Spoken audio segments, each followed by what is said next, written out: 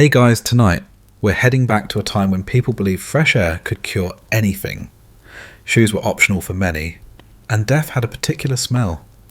A mix of sweat, unwashed bodies, and something sharp and herbal, like rosemary tucked in a pocket for protection. You're walking into a 14th century village somewhere in Europe. It's late spring, the fields are blooming, birds are chirping. But under the surface, something is terribly off. The villagers don't smile much. They clutch at their rosaries and mutter prayers every time a cart rolls past. That cart, by the way, is not delivering produce. It's filled with bodies.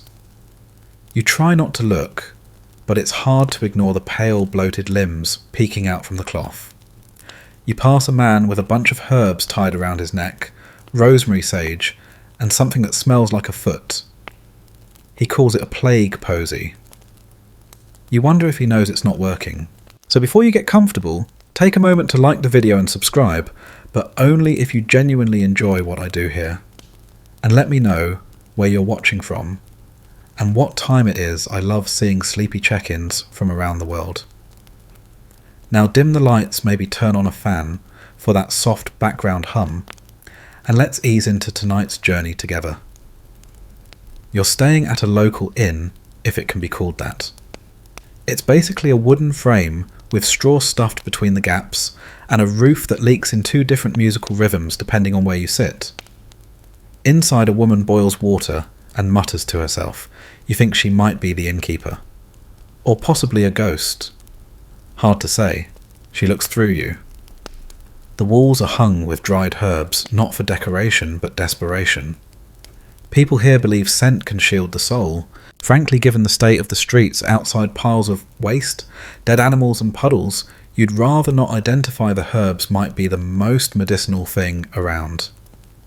And then there's the sound low bells tolling in the distance. That's not for church.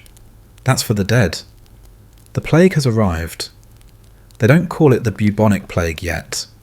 To you it's the Black Death. To them it's simply the pestilence or the Great Dying. Or more often, just it. When something kills a third of the population, people stop giving it fancy names. You wake to the sight of the local barber surgeon setting up outside. He sharpens his knives like he's auditioning for a horror play. You overhear someone mention a swollen lump under their arm, the dreaded bubo. You try not to wince. Historians still argue whether the plague really started in the east or arrived through Genoese traders. But here, none of that matters. The people only know one thing: it spreads fast. A neighbour's cough becomes your mother's fever. A night of chills becomes a funeral. Still, some people survive. You notice something odd. A young girl next door, covered in freckles, always barefoot, runs errands all day for her sick family. She never falls ill. Not once. Her secret. She claims it's the garlic she chews every morning. You raise an eyebrow, but then again you're feeling a bit feverish, and garlic doesn't sound so silly anymore. You pass a monk scribbling notes recording the names of the dead. His face is calm, almost resigned. He tells you the rats came weeks ago, and the sickness followed. He also mentions casually that the village cats were burned for being in league with devils. That might have been a mistake. You nod politely and back away slowly. In this village, survival isn't always about strength or prayer. Sometimes it's sheer dumb luck. The family down the hill boiled all their water by accident. Turns out their chimney collapsed, and they had to cook outside over open flame. They're the only household untouched so far. And you're trying to avoid everyone, which is either antisocial or brilliant, depending on your immune system. You keep to yourself, sip weak beer, because water is worse, and try not to breathe too deeply. It's a strange dance, this life under plague. People don't stop living. They just live more cautiously. And sometimes they don't even do that. A group of boys still races chickens through the alley. A baker still hums as he kneads dough, though he's using less yeast these days because trade routes have collapsed. Everything feels slightly off-kilter, like the world is tilting but hasn't quite fallen. You find comfort in routine. You feed a stray dog who's become your shadow. You light a tallow candle at dusk and read from a book you can barely understand. You avoid people with sudden coughs. That's about all you can do. Oh, and you carry rosemary in your sleeve now, not because you think it'll help, just because it smells nicer than fear. Section 2. You step outside early the next morning, careful not to make eye contact with anyone carrying a shovel or a cart. The air hangs heavy, not just with the scent of damp straw and wood smoke, but something sharper, darker. You sniff once and mutter under your breath. That's new. And then you see them. The rats. Not one, not two, but dozens, bold, twitchy and unbothered. They scurry along gutters, dart between cabbages in the market stall, even stare you down near the well, like they own the place. One has what looks like a crust of bread in its mouth. Another somehow has a ribbon tied around its tail. You hope that's not a fashion trend. The people ignore the rats mostly, or they swat at them with brooms and curses. But they don't know what you know. You've read ahead in history class. These rats aren't just background scenery. They're the main characters. Well, co-stars really. The real villain is microscopic, and it rides in style, tucked in the belly of a flea. Historians still argue whether the plague came from ships docking at ports like Messina, or through Silk Road caravans winding their way from the east. But they all agree on this. Once it hit the rats, and the rats hit the cities, it was game over. You see a child chasing one of them with a stick giggling. The rat zigzags expertly and escapes into a pile of hay. You want to yell, "Don't touch that," but it's 1348, and you'd sound crazy. No one believes in invisible bacteria. They believe in bad air sins and unlucky stars. And yet those rats they know. You swear you catch one looking smug. You follow one out of morbid curiosity. It leads you behind a baker's shop where cracked barrels and bits of spoiled grain spill onto the ground. The rat dives in, and within seconds you spot others, a full rat family reunion. The fleas, of course, are the plus ones. You scratch your arm unconsciously. Back in the village square, someone has started selling rat traps made of wood nails, and what you suspect is sheer optimism.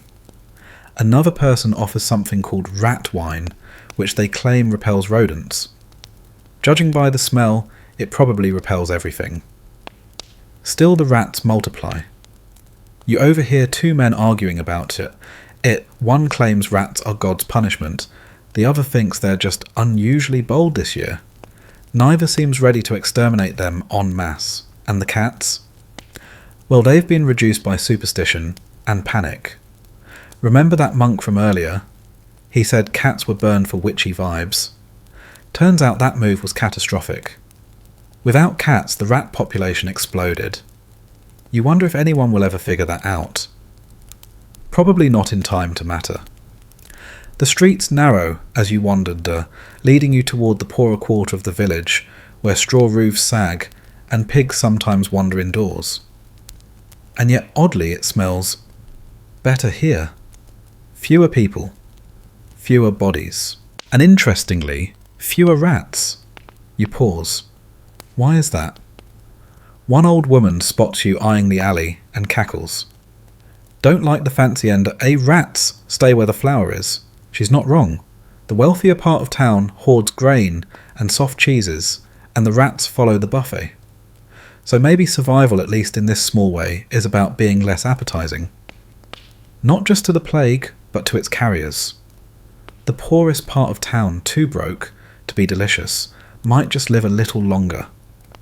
You make your way back toward the centre, stepping carefully around puddles you sincerely hope are just rainwater. A loud scream pierces the air. Someone's spotted a rat inside the church. You sigh and quicken your pace, not out of fear, but out of plague fatigue. You've had enough rodents for one morning. At lunch, if you can call 2 turnips and some stale bread lunch, you chat with a travelling tinker. He's been through 3 towns in the past month and tells you in a hushed tone that one village burned their entire storehouse to kill the rats. Lost the grain, he says, but kept their lungs. Historians still argue whether this kind of scorched earth tactic helped or hurt. On one hand, fewer rats.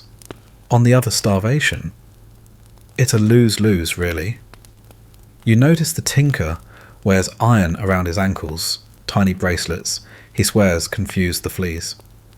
You raise an eyebrow, but again, hard to mock a man who's still breathing.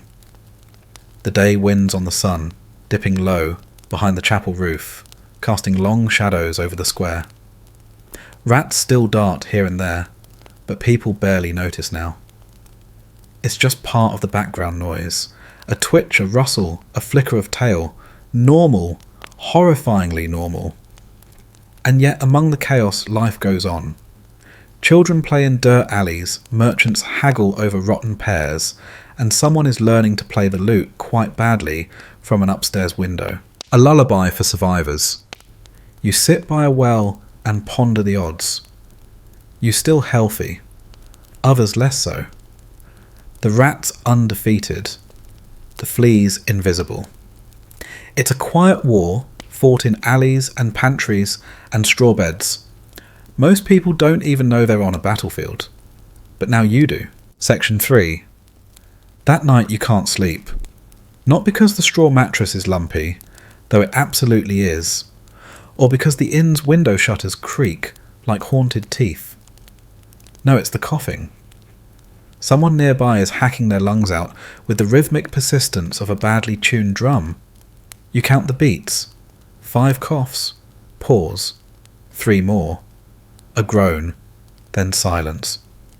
You pull the wool blanket tighter around your shoulders, wondering, not for the first time, if that herbal pouch you tied to your bedpost is doing anything. It smells like dried thyme and regret. And yet here you are, still alive. And that's no small thing. The next morning, you drag yourself out to the market square, where a doctor is giving a public sermon. Or maybe it's a warning. Hard to tell. He gestures wildly, holding up a crude drawing of a person covered in black lumps. The signs he shouts: under the arms, between the legs, behind the ears. You edge away politely, not because you're shy, because you're fairly certain those signs are already scattered around the village. You sip a mug of weak beer, avoiding the water, because everyone knows it's risky. You spot a boy washing his face in a basin and wonder if he'll make it to next week. And here's the strange part, you still feel fine. Historians still argue why certain people survived the plague. Was it blood type, natural immunity? A lifestyle that kept them weirdly isolated from rats and their evil little passengers? Or maybe, just maybe, your immune system is having the week of its life. You scratch your elbow. Not a bubo, just dry skin. You think. In a nearby stall, an old woman sells amulets shaped like eyes. They protect you, she says. You nod. You buy one. Not because you believe it works, but because she believes it does. And that feels contagious in its own way. You pass a young man talking to himself as he walks in circles. His brother died 2 days ago. His sister yesterday. He keeps repeating, I don't feel anything. I'm fine. You wonder if he is. The local healer, who is not a doctor, but owns 3 jars of mysterious substances and a very pointy stick, swears by leeches. He also says garlic should be rubbed on your feet nightly. It draws the poison downward, he insists. You don't argue, but here's a curious thing. There's a family that lives on the edge of town. They eat the same food, drink from the same well, even helped bury their neighbours, and yet they remain untouched. Not one cough, not one fever. Just cheerful denial and regular bowel movements. You meet them one evening while passing their garden. They're friendly. They invite you to try a broth made from onions, turnips, and something they call blessed moss. You politely decline. But you ask questions. Turns out they boil everything. Even wine. They say it keeps the demons out. You suspect it's just cooking by accident, but it's working. There's a theory whispered in corners some people just don't get sick. Immune. Touched by angels. Or maybe they've had the plague before and survived without realising it. One old man claims he had the sweating sickness a year ago and hasn't caught anything since. He smiles, missing half his teeth, and offers you a pickle. You take it. Why not? You hear stories from other towns of people collapsing in the street of whole villages, emptied of priests refusing to give last rites because there are too many dying at once. And yet the stories that stick with you are quieter. A shepherd who lived alone for years and returned to find his town deserted, yet he never caught the sickness. A woman who nursed 5 children through fever and never once took ill. A grave digger who worked for weeks touching the dead daily and simply kept going. Historians still argue whether certain jobs had lower exposure, or if the constant interaction somehow boosted resistance. You suspect the truth is muddier, messier, like everything else in this century. You watch as people come and go in the square. Some look pale, but not all. Some cough, others whistle. Some croch, and you still fine. It's a strange feeling, this borrowed safety, like standing in the eye of a storm and daring not to breathe. Every tickle in your throat is suspect. Every bead of sweat makes you pause. But there's something else too. Resilience. You notice people adjusting. The baker now leaves loaves on a bench instead of handing them directly. The local children play tag without touching. A carpenter constructs a talking bench with a wooden divider so villagers can sit and gossip from a safe distance. Innovation plague style. Even your innkeeper who hasn't spoken in days starts singing softly as she stirs a pot of soup. It's a terrible voice, but somehow soothing. And maybe that's what survival looks like. Not heroic, not glamorous, just day after day of cautious optimism, a pinch of superstition, and avoiding anyone who sneezes. You return to your room that night, light a stub of candle, and murmur a little thank you to no one in particular. Your body is still yours. Your breath steady. Your feet warm beneath the blanket. And your immune system still trying its best. Section 4. Morning breaks with a kind of dull resignation. The light seeps through the wooden shutters like it's not quite sure if it should bother. You stretch, yawn, and wince slightly. Your back is staging a small protest against medieval bedding. Outside, the sound of bells again. Always the bells. But today there's something different in the air. You step into the street and see them men in robes, walking barefoot, their backs already striped with fresh welts. They chant in Latin, slow and low, as they whip themselves with ropes knotted at the ends.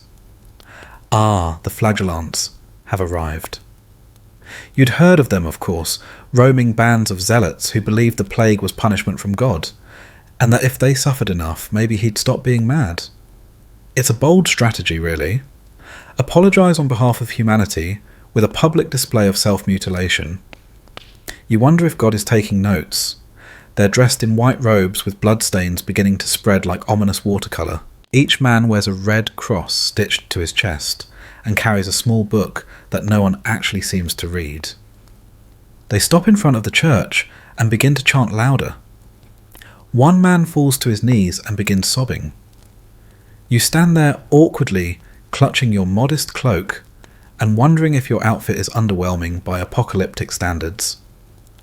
One villager whispers that these flagellants came from the next town over, where only half the people died. A ringing endorsement. You try not to stare as one of the men lashes himself with particular enthusiasm. The rhythm of the chant is oddly hypnotic. You feel your eyelids growing heavy until a spatter of something unspeakable lands near your foot and jerks you back to reality. Historians still argue whether the flagellants helped or made things worse. On one hand, they promoted solidarity, penance, and fear of sin. On the other, They also tended to gather crowds, ignore quarantines, and sometimes attack Jewish communities under the guise of moral cleansing. You shudder. The line between piety and panic is razor thin. As you walk away from the procession, you overhear someone joking that the flagellants have better abs than the town guard. You chuckle and instantly feel guilty. But honestly, it was a pretty good joke. Back in the square, fashion takes a darker turn. People begin wearing strange accessories, bird skulls on necklaces, bones tied into their belts, coins sewn into sleeves to bribe the spirits. One woman wears a shawl made entirely of feathers and claims she dreamed of it after surviving a fever. "Now it protects me," she says, spinning dramatically. You start to wonder if you're the only one who didn't get the supernatural memo. You try on a scarf infused with dried lemon peel and rose petals sold to you by a man named Clement, who insists it's blessed by a travelling saint who now lives in a tree. It smells like old candy and moss. You keep it. The thing is, fear breeds creativity. People are inventing rituals faster than you can count prayers, whispered over eggs, protective circles drawn with ash songs sung at sunset. Most of them don't work. But some, oddly, do. There's a house on the east edge of the village where no one has gotten sick. They're secret. They light fires in every room at night and throw bundles of sage onto the flames. You visit. It's warm, smoky, and you leave smelling like a medieval barbecue. But you feel oddly comforted. One fringe tidbit you learn from a merchant with too many teeth is this: some folks are sewing written prayers into the hems of their garments. Spiritual armour, he calls it. You're tempted to try it, if only for the embroidery practice. And then there's the gossip. One man was seen bathing daily in wine, another claims he buried his shoes under the full moon and has been healthy ever since. A child rubs honey on her ears and refuses to explain why. A pig was given a name and made into a house guardian. You sincerely hope that's not a metaphor. Still among the chaos, there's humour. The local blacksmith starts calling himself Master of Plague Avoidance and charges a fee for people to touch his anvil. The mayor issues a decree banning all sneezing in public, which results in an underground sneezing club where people go just to let loose. You attend once. It's overrated. At the end of the day, you sit near the old fountain, watching a sunset that seems almost indifferent to human suffering. The sky turns gold, then rose, then purple, like it's trying to distract you with pretty colours. And maybe it's working, because you're still here, still healthy, still figuring out how to navigate this slow-motion disaster without losing your mind. You think of the flagellants again, how determined they were to suffer to earn survival. But here you are, surviving without bleeding in the streets, or chanting in Latin. Just eating your broth, tying rosemary to your sleeves, and watching the pigeons peck breadcrumbs from a safe distance. It might not be holy, it might not be heroic, but it's working. Section 1. You start to notice the silence before you notice the sickness. The square is quieter. The streets, usually humming with gossip and barter, now hum with something more delicate absence. Market stalls stand unmanned. The tavern's doors hang open, but no one pours ale. Even the pigeons seem to have downsized their social calendar. You wander into a narrow lane behind the inn, a place you usually avoid because of its enthusiastic smell, but today it's just still. A cat darts past you, one of the few left, and disappears under a cart. You feel like you're intruding. Quarantine has begun. Not the official kind where guards hammer boards over doors and draw skulls in chalk. No, this is voluntary. People staying in by choice or necessity. You find yourself knocking on doors, less nodding, more from a distance, learning to smile with just your eyes. It's surprisingly exhausting. Your days fall into a strange rhythm. You rise with the sun. You eat whatever bread is left stale, but still edible if you dunk it in weak broth. You check your pulse, though you wouldn't know what to do if it felt off. Then you settle in by the window where you can watch the street and pretend you're part of it. Historians still argue whether these household lockdowns made a difference. But some towns saw clear patterns homes that isolated early fared better. Families that kept to themselves who didn't let cousins just drop by seemed to survive at higher rates. You blessed by paranoia and introversion stay inside. It's not glamorous. You eat too many onions. Your only real entertainment is counting how many times the neighbour trips over his doorstep. Today it's 3.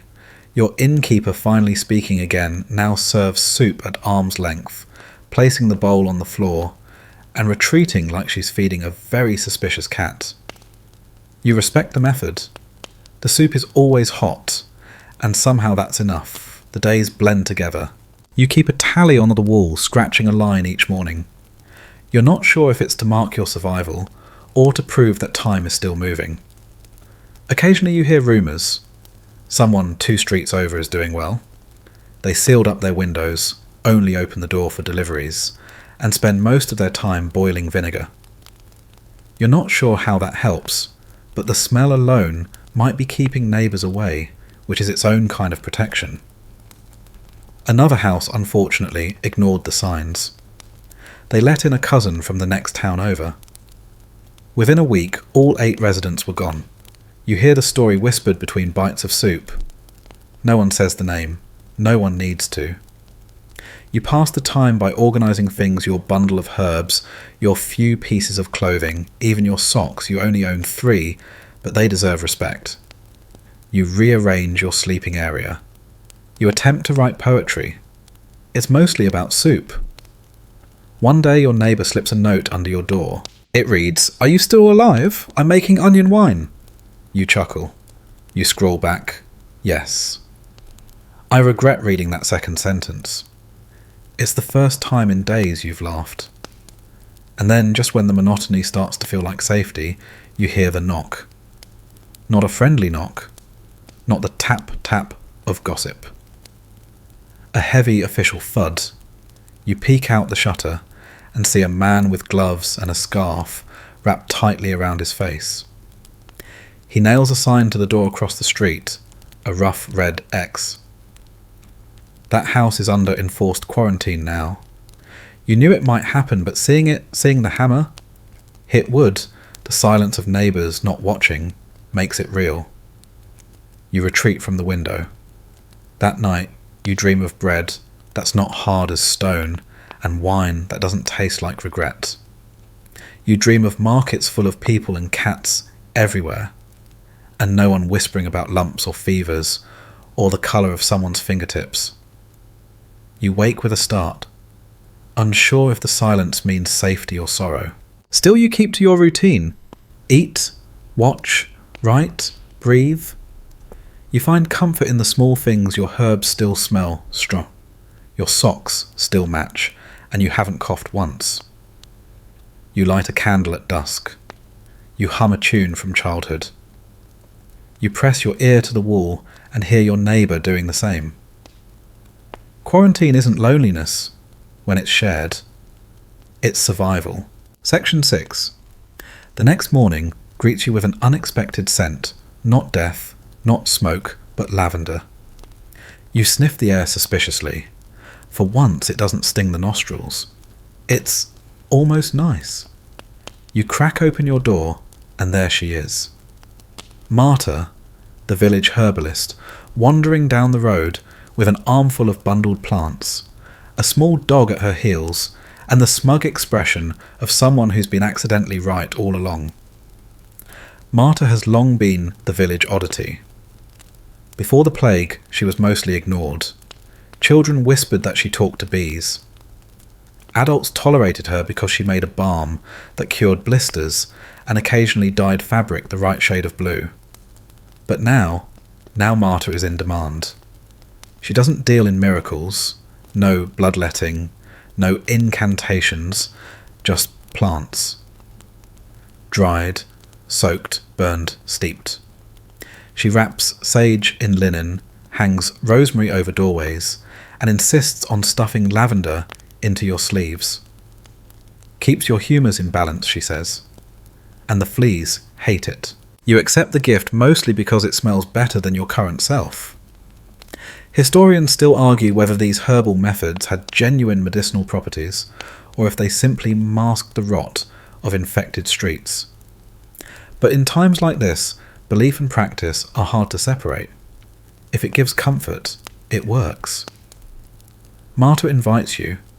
Well grunts at you to follow her. You oblige. Her house is exactly what you imagined. Bundles of herbs hang from every rafter. There are jars filled with substances in colours nature may not have intended. A cat naps beside a bowl of chamomile. The small dog barks once, then immediately regrets the energy expenditure. You sit. Marta hands you a mug of something hot and earthy. It tastes like boiled garden, but in a friendly way. This blend, she says, tapping the mug, was for menstrual cramps.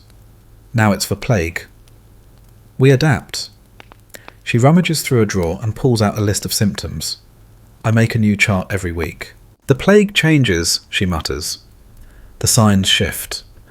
And this is something you've started to notice. Survival seems to follow curiosity. The people who are asking questions, who are observing, tweaking, trying new things, somehow stay ahead of the curve. Not by much, but enough. Marta teaches you how to make a sleep pillow, a pouch stuffed with lavender rose petals, and a hint of valerian. You stitch one together while she corrects your technique and your posture and your attitude. She also teaches you how to burn rue without choking on it, how to steep thyme until it stops tasting like regret, and which herbs are safe for tea, versus which ones will make your stomach start singing madrigals. You leave her hut armed with small cloth bags and a sense of cautious empowerment. Your room now smells like a botanical festival. You sleep better. Or maybe you just believe you do. Either way it helps. One fringe tidbit you overhear from Marta's apprentice, some folks in another village were stuffing orange peels up their noses and dancing around grapevines. Fever never touched them, the apprentice claims. You're not sure if that's medicine or a new religion, but you file the idea away, just in case. Back at the inn, you test your new skills.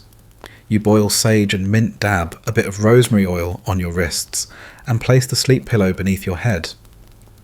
You fall asleep faster than you have in days. In your dreams, Marta rides a giant dog through fields of fennel, scattering chamomile petals and yelling at bees. You wake up smiling. The next few days become a kind of herbal apprenticeship. You help Marta distribute bundles around the village, quiet exchanges through cracked doors and drawn curtains. Some people clutch the plants like lifelines. Others scoff but accept them anyway. No one turns her away. And you begin to notice patterns. The households that reek of vinegar and burnt sage, mostly stable. The ones where people still gather close, still whisper rumours in tight clusters. Not so lucky. Marta calls it stubbornness disease. Says it's worse than the plague. Historians still argue whether herbalists prolonged life or just delayed panic. But to you it's simple. Marta gives people something to do, something to hold, something to believe in. And that in itself is healing. You add lemon balm to your tea. You hang marjoram over the window. You scold your socks for not being properly infused with thyme. And maybe, just maybe, you start to feel prepared, not invincible, not safe, but ready to keep going. Section 7. You're sitting by the hearth, grinding dried lavender with a flat stone when you hear the shouting. It's not the good kind, no festival, no drunk neighbours arguing about bread prices. This is high-pitched, frantic. You step outside, squinting against the sunlight. There's a crowd, small but tense. You inch closer and see what they're staring at. A black cat. Just a cat. Perched calmly on the corner of a crumbling wall, tail wrapped around its paws, yellow eyes blinking slowly like it's deeply unimpressed with humanity. Someone throws a rock. It misses. A woman gasps. Another crosses herself. A boy mutters witch sign. The tension crackles like dry kindling. Before you can say anything, someone hurls another stone, and this time it lands. The cat screeches, bolts, disappears into a nearby alley. And just like that, the crowd dissolves. As if fear came sparked and then slivered back underground. You stand there stunned, not just because a perfectly ordinary animal was nearly murdered by superstitious panic, but because you realise this isn't rare. It's happening everywhere. Cats long the guardians of granaries and homes are now seen as omens, as familiars, as cursed. Historians still argue why cats became scapegoats during the plague. Some say it was rooted in older fears, Christian suspicion of Egyptian animal worship, whispers of witches with feline companions. Others point to the randomness of suffering. When no one knows who will die next, anything can become a target. You remember what Marta said? Fewer cats, more rats. And it's true, in areas where cats have vanished, rats have multiplied. They scurry boldly through marketplaces, dive into flour barrels, gnaw through grain sacks. They're small, but they rule the streets now. One fringe tidbit you overhear from the tanner's apprentice in a town not far from here. A priest declared that only black cats were evil, so villagers started painting white spots on them. Survival by brushstroke. You return to your room feeling a strange kind of fury. Not the righteous revolutionary kind, more the quiet frustration that comes from watching people trip over the same fear over and over. And yet, superstition spreads faster than infection. Soon people start muttering about dogs with uneven eyes, goats that sneeze too often, and even oddly shaped clouds. One man insists the moon looked wrong last night, and has since moved all his belongings into the forest. His wife remains in the house enjoying the quiet. The irony, of course, is that the real danger is invisible. It doesn't wear a witch's hat or perch in a tree. It rides in unnoticed underfoot and airborne. But fear loves a face, so people give it one, even if it purrs. You spend more time with Marta again, helping her dry herbs arrange poultices, and notably leave out little bits of fish for any surviving cats. They're better doctors than most men, she grumbles. You agree. That night, as the village sleeps, you hear a soft meow outside your window. You open the shutter, just a crack. The black cat is back. It sits silently watching you. Not angry, not afraid, just there, like it never left. You drop a bit of bread crust onto the sill. The cat sniffs it, blinks slowly and walks away. You don't follow. You don't need to. Sometimes defiance is just feeding what others fear. Section 8. The next day begins, as they often do now, with a smell. Not the usual bouquet of herbs and damp wool, but something stranger, sharper. You follow your nose to the corner of the square where a cluster of villagers is hunched around a table. On that table sits an assortment of bowls, feathers, garlic cloves, and unfortunately something that used to be a chicken. What's happening here, you ask cautiously. A tall man with soot-smudged hands and a wildly uneven beard turns to you with the serene expression of someone who has made peace with chaos. It's a poultice, he explains, gesturing proudly. Chicken rump to the armpit. Draws out the plague. You stare. He continues undeterred. Raw. Must be fresh. You bind it to the swelling. Replace every 6 hours. You glance down. The chicken mercifully is no longer flapping. It's not the strangest thing you'll see today. In a back alley, a woman is boiling vinegar with mint leaves, chanting over the pot like it's her ex-boyfriend's diary. She invites you to inhale the steam. You do, and immediately cough like a man choking on a salad dressing. Cleanses the lungs, she insists. Meanwhile, a teenage boy is washing his feet in warm wine, claiming it prevents fever. His logic whines for celebration. Disease doesn't party. You nod solemnly, because that's the correct reaction to nonsense delivered with confidence. Historians still argue about the efficacy of medieval home remedies.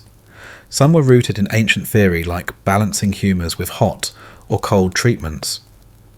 Others were wildly improvisational, and a few against all odds kind of worked, like onions. You hear whispers that placing cut onions around the room absorbs sickness. Marta scoffs at this, then confesses that her hut smells vaguely Italian these days just in case.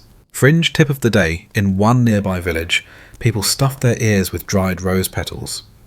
Not for hearing, but for holiness. One man wore a garlic wreath, like a crown, until a goat tried to eat him. In your own room, you try a few things. You mash rosemary with oil and rub it on your wrists. Smells nice. Makes you feel like a slightly seasoned roast chicken. You steep thyme and lemon peel into tea and pretend it's a magical elixir. It's not.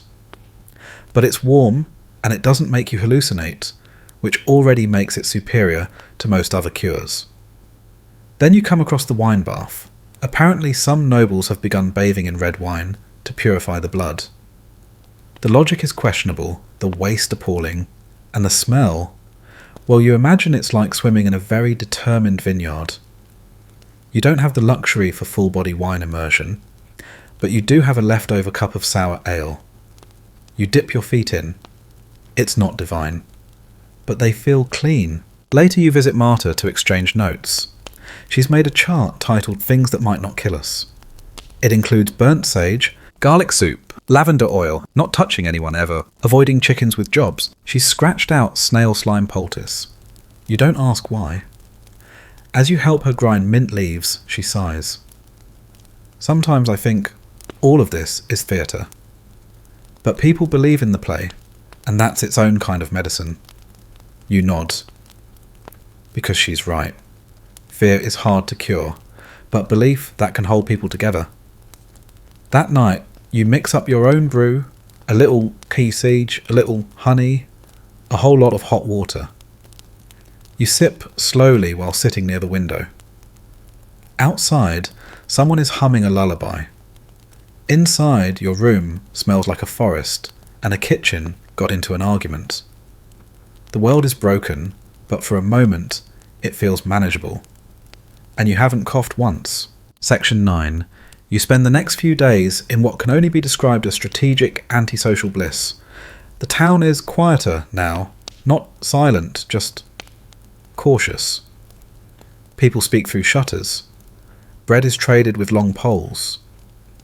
You start to judge a household's health, not by the sound of coughing, but by the smell of how hard they're trying not to get sick garlic vinegar. Something burnt, and sometimes an odd whiff of desperation. And then you notice something strange. There's a house at the very edge of town, a squat little thing with a crooked chimney and no front gate. You've passed it before, always dismissed it as abandoned. But today you catch movement behind the shutters. Curious, you ask Marta. She snorts. That's old Tilda's place, she says. Lives alone. Doesn't like people. Probably still alive because she hates everyone equally. This intrigues you. You decide to investigate discreetly, of course, which mostly involves loitering near her fence with a look that says, I'm not spying. I'm just interested in wood grain. Eventually the door creaks open. Out steps Tilda. She's short, squinting, wrapped in wool, and looks like she could win a staring contest with a statue. She eyes you. You wave. She doesn't wave back. Instead, she holds up a turnip like it's a warning. And yet there she is. No fever, no coughing, just grumpiness incarnate. Later you learn more. Tilda's lived alone for over a decade. Her children moved to the city. Her husband wandered off after an argument about mustard and was never seen again. She keeps chickens, grows onions, and talks only to herself. She also doesn't let anyone near her, not even the priest. He once tried to deliver communion. She hit him with a broom. Historians still debate the value of isolation during plague years. Some say that completely cutting off contact was the surest way to survive. Others argue that loneliness and lack of care shortened lives just as fast. But in Tilda's case, her solitary existence might be the best protection of all. You decide to emulate her minus the broom combat. You start declining invitations, turning gossip into gestures from the safety of your window. You exchange food with your neighbour by placing it in a basket and pulling it across the alley with a string. You're not becoming antisocial. You're becoming strategic. One fringe tidbit you read on a scrap of parchment left in the inn's outhouse in a northern village. The last survivor was a man who lived in the bell tower and refused to descend for 3 months. He survived. His legs, however, have not forgiven him.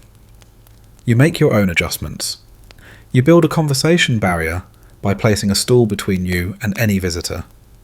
You decline Marta's offer to taste test a new remedy made from pickled pine cones.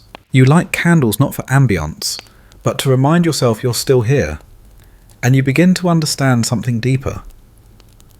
Solitude, once a luxury, is now your armour. Your days stretch long and slow. You eat when you're hungry, sleep when you can, and spend most of your time listening to the wind, to the creak of the building, to your own breath. One afternoon, Tilda surprises you. You hear a knock, 3 short taps, and find a small basket at your door. Inside an onion, a crust of bread, and a note that reads, "You're quieter than most. Don't ruin it." You laugh for the first time in days. Later you sit at your window, watching the sun turn the rooftops gold. You sip broth, listen to birds, and wave once to Tilda, who waves back with exactly 1 finger. It's unclear if it's friendly, but you take it as a win. And in that stillness something grows. Not hope exactly, but the peaceful resignation of someone who knows how to stay still, breathe deep, and wait for the storm to pass. Section 10. The nobles leave in wagons wrapped in furs and arrogance. You watch from the church steps as the procession clatters down the road, oxen plodding, wheels groaning, servants holding scented cloths to their faces like the plague respects fabric patterns. Gold-trimmed cloaks billow. Shoes are unnecessarily shiny. You can almost hear the smugness. Someone mutters behind you. They think death can't read a map. They're not wrong. The wealthy believing the plague to be a city disease, a problem of filth and density, and other people are fleeing to their country estates. Rolling hills, wide fields, servants to boil the water and keep the peasants out. What could go wrong? You already know. Historians still argue whether this migration helped or worsened the plague's spread.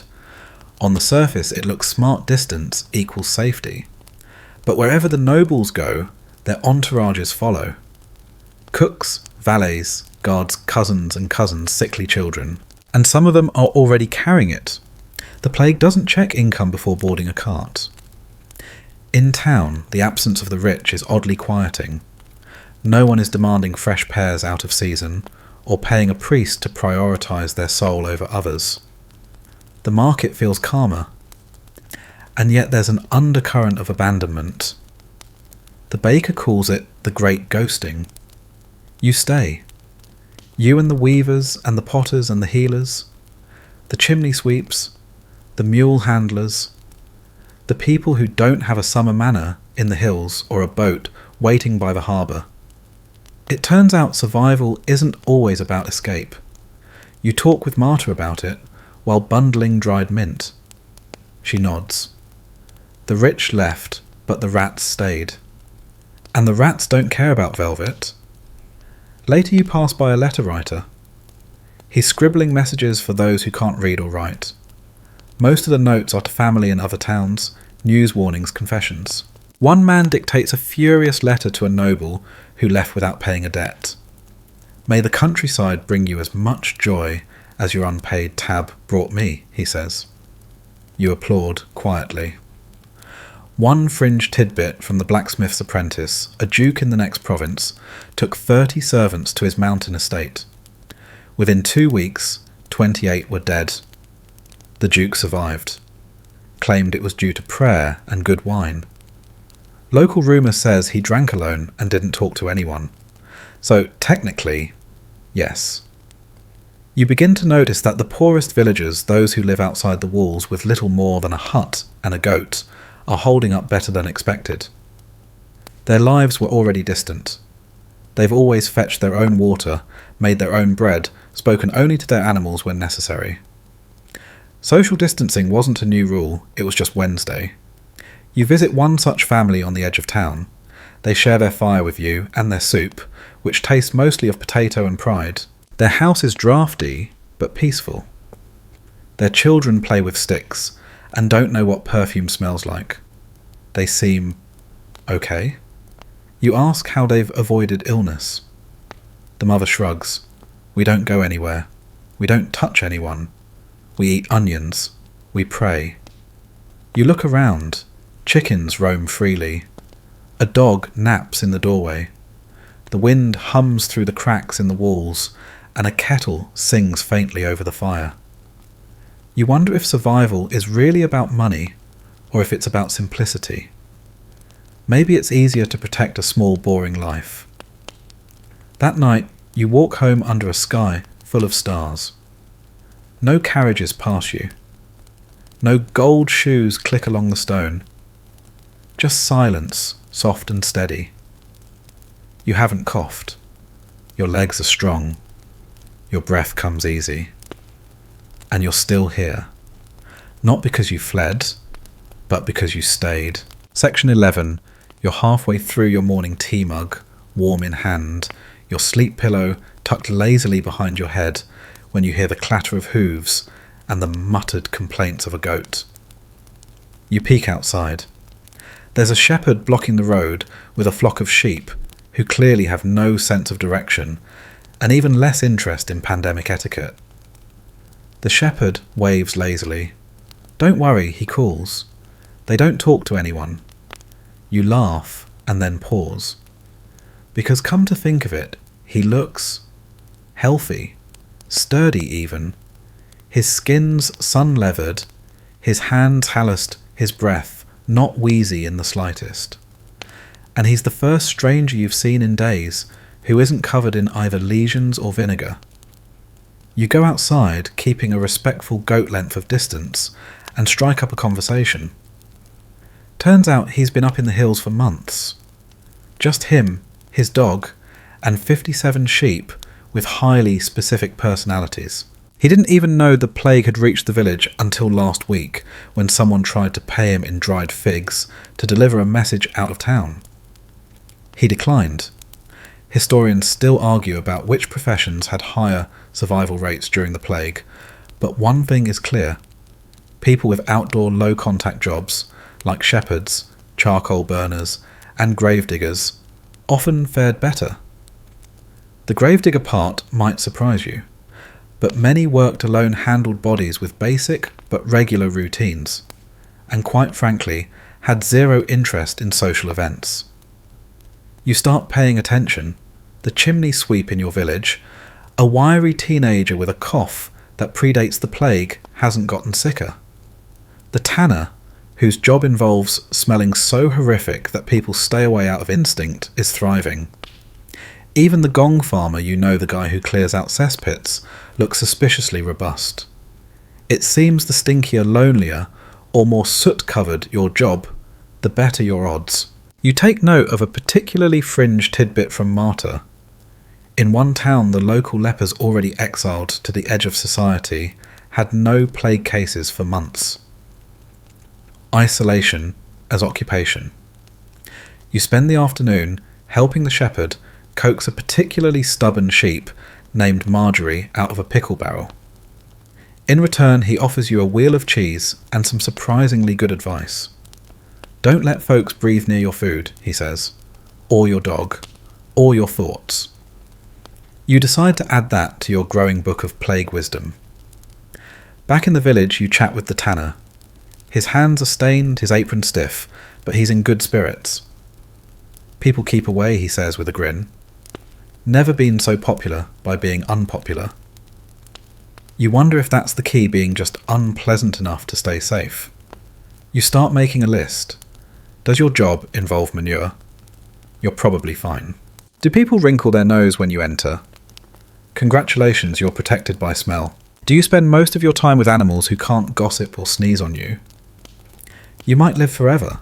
That night, as the wind rustles through the shutters, you reflect on your own role. Not quite a shepherd, not a tanner, but you've kept to yourself, worked with herbs, helped when needed, but never lingered. Maybe that's enough. You dream of sheep in masks, a goat giving sage advice, and a chimney sweep hosting a dinner party where no one shows up, and he's thrilled. You wake, smiling. The world outside still creaks and coughs and whispers.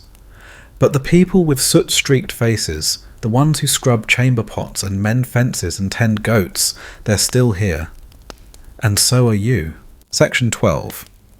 You're watching the rain drip lazily from the edge of a barrel when you hear two women arguing low, heated tones, the kind of half-whispered fury that says this isn't about a real disagreement, but something deeper fear. You inch closer, not to eavesdrop exactly, just to understand. One of them is upset that the village fountain has been closed off. It's not the water, she insists. It's the air, the sins, the alignment of Mars. The other disagrees. It's the well. They say the aqueduct in Valence spread the pestilence faster than rumours. She crosses her arms. We should drink wine, even if it's awful. You slink away before someone tries to offer you moon-charged moonshine. Still their argument echoes. Historians still argue the role of water systems during plague outbreaks. Some cities prided themselves on Roman-style aqueducts, grand sweeping channels that brought water from distant hills. But in doing so, they also created paths for contamination, especially when bodies started turning up near the source. In contrast, dirt-poor villages with muddy wells and rain barrels often fared a little better. It turns out sometimes simplicity, ugly, smelly, inconvenient simplicity is a survival skill. You investigate quietly. The wealthier homes near the central square still tap into the main fountain. It's elegant, stone carved with saints and lions, but it hasn't flowed quite the same since last week's thunderstorm. Meanwhile, on the outskirts, people gather rainwater. It's brownish, sure. Has things floating in it you'd rather not name. But it's local, and no one had to drag it through the market. You walk past a row of buckets collecting rain from slanted rooftops. A child waves at you barefoot and muddy. You wave back. The tavern, once a hub of shouted stories and poorly tuned lutes, now offers safe beverages only. That mostly means boiled beer, which sounds bad, is bad, but hasn't killed anyone yet. Inside, you sip it slowly, nose wrinkling. Across the room, the town clerk mutters something about an aqueduct curse. You realise he's been drinking only goat milk for a month, and now has the complexion of a sun-starved mushroom. Fringe tidbit of the day in one coastal village, people refused to bathe for fear the water was listening. Instead, they rubbed themselves with vinegar-soaked wool and shouted prayers at their armpits. Allegedly, it worked for two of them. You begin boiling your own water carefully, reverently. You strain it through cloth. Add a leaf or two of mint. Pretend you're at a spa run by a peasant with anxiety. Your stomach thanks you. Your innkeeper stops grunting when she hands you your morning ration. Progress. You also begin to appreciate the strange alchemy of heat. Hot water, hot soup, hot vinegar compresses. The idea that something warm could defend against something cold and creeping. One evening, Marta shows you her filtration setup, a series of pots, cloths, and heated stones that purify river runoff. She's proudly avoided communal sources for weeks now. She raises her eyebrows. You've been drinking from the fountain? You shake your head. Just boiled beer and mild fear. She nods, satisfied. That night, you dream of water streams running uphill, fountains whispering secrets, mugs filled with steam instead of doubt. And when you wake, your throat is clear, your breath easy. Sometimes you think survival isn't about faith or rituals or even luck. Sometimes it's just not drinking what everyone else is drinking. Section 13. It's a slow morning, the kind where the sun peeks out reluctantly, like it's unsure if anyone even wants it to show up. You wrap a blanket around your shoulders, sip your herbal tea, now enhanced with exactly 2 leaves of something. Marta insists is courageous fennel. And try not to yawn too loudly. Then Marta tells you the story. It's about a man in a village just a few leagues away, Gilles a weaver, who lived in a house with 12 people. The plague came through like a storm.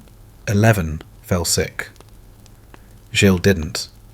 He stayed in the house, nursed them, lit candles, sang songs.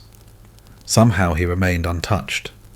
People whispered about blessings, curses, maybe even a deal with something unholy. But Marta's version includes a detail the gossip missed. 2 weeks before the sickness hit, Gilles had caught something else. An odd fever, a rash, maybe a bit of summer madness as the locals called it. He recovered, but something changed. After that, when the plague came, his body said no thank you. Historians still argue about this, the theory of cross-immunity, that some survivors had prior exposure to similar pathogens, milder cousins of Yersinia pestis, or even completely different illnesses, that bizarrely trained their immune systems just enough to put up a fight. You think back. A few weeks ago you had a strange spell, a day of aching joints, a bad night's sleep, a bit of a chill. Then it passed. You wonder, was that something? Was that your own accidental shield? Down the street, an elderly man claims he drank sour goat's milk 3 days in a row and hasn't sneezed since. You suspect the milk had nothing to do with it, but you write it down anyway. Fringe tidbit you overhear, from the miller's daughter. A friend of a friend had a rash that glowed faintly under moonlight, and afterward couldn't catch anything. Not colds, not headaches, not even fleas. You don't believe her, but you also kind of do. Back at the inn, you dig out your journal and start recording your own symptoms, non-symptoms, dreams, tea, combinations and general vibes. You begin to track days with strange coincidences when the dog barked 3 times and your stomach gurgled at the same moment. Scientific number. Comforting somehow. Yes. You realise how much of survival is just a mystery in motion. Who got sick? Who didn't? Who coughed on a Tuesday and was fine while someone else barely left home and still vanished in a week? And yet the pattern that starts to form is this: the ones who got sick before the main wave sometimes emerge stronger, or at least untouched. You sit with Marta near her fire, warming your hands. Maybe it's like a rehearsal, you muse. Your body gets the script early. She chuckles. Well, if mine gets a second act, Ardana, I'm demanding better lines. You laugh. The sky turns pink, then pale blue. Another day passes, and you, possibly armed with a random fever from last month, are still standing. It feels like a cheat code. But maybe it's just biology being weird and wonderful.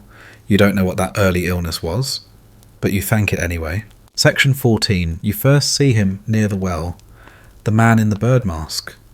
He doesn't walk. He glides. His long black robe skims the mud without a splash, and the wide-brimmed hat on his head stays perfectly still, even as a gust of wind stirs the leaves at your feet. He stands as though he's waiting for a painting to be finished around him. The beaked mask turns your way, empty glass eyes staring out from under the hat's shadow.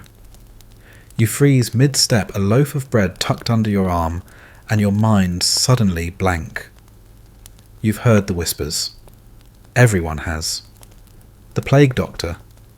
The phrase alone has power now. People speak it like it might summon something. Some say they're saviours. Others say they're death's clerks, they're to tally souls and leave behind nothing but herbs and regrets. You stay still. He stays stiller. And then he moves slowly, deliberately, tapping a wooden cane on the cobblestones with each step, as if measuring the space between the sick and the well. He approaches the baker's home, a low timbered building with windows shuttered tight and smoke curling uncertainly from the chimney. He knocks 3 times. No one answers. He waits. You watch as he produces a stub of chalk and marks the door with a red symbol, half cross, half arc. Something you don't recognise. Then he walks away. No ceremony, no announcement, just judgment in passing. You follow quietly a safe distance back, your footsteps soft, your breath even softer. Curiosity wrapped in a blanket of caution. You notice the details now. The robes are waxed thick and oddly stiff, like he's wearing a rain cloud dipped in armour. The gloves are leather. The mask's beak, long and curved, is stuffed, you've heard, with dried flowers, vinegar, rags, camphor, and mint. Protection against the bad air. Miasma, they call it. The invisible fog of rot and sin believed to carry disease. If it smells bad, it's dangerous. If it smells good, well, it might just save you. Historians still argue what plague doctors were really for. Some were licensed physicians sent by towns to monitor death counts and prescribe treatment. Others were little more than civil servants with masks and bravado, meant to make the town feel like someone was doing something. You think of it as pageantry with purpose. Eventually the doctor notices you. He stops in the middle of the street and turns the beak facing you, head on, like some strange silent bird about to deliver a sermon. "You look well," he says, voice muffled behind the mask.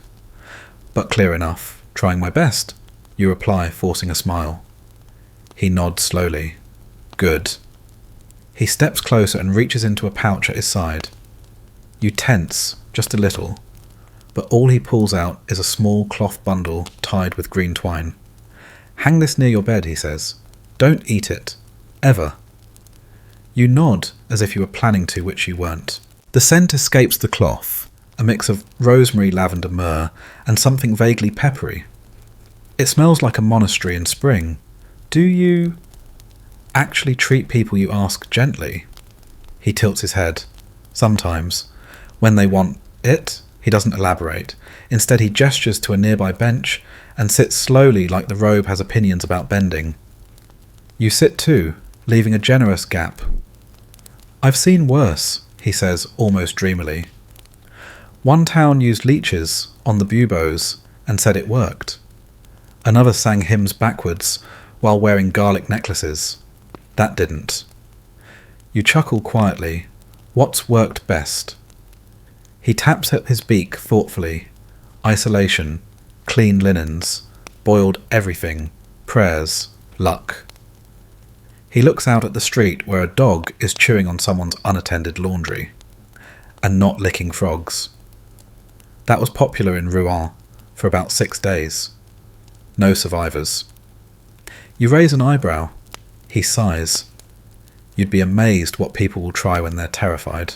One man bathed in wine 3 times a day. He died, but he smelled like a feast.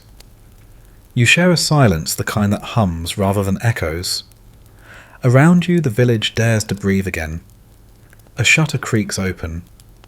A child's voice sings something tuneless. Why the costume, you finally ask? The beak, the coat. He leans back slightly. Fear listens to outfits. People obey what looks serious. And sometimes, if they believe I can help, they help themselves. It makes sense. Sort of.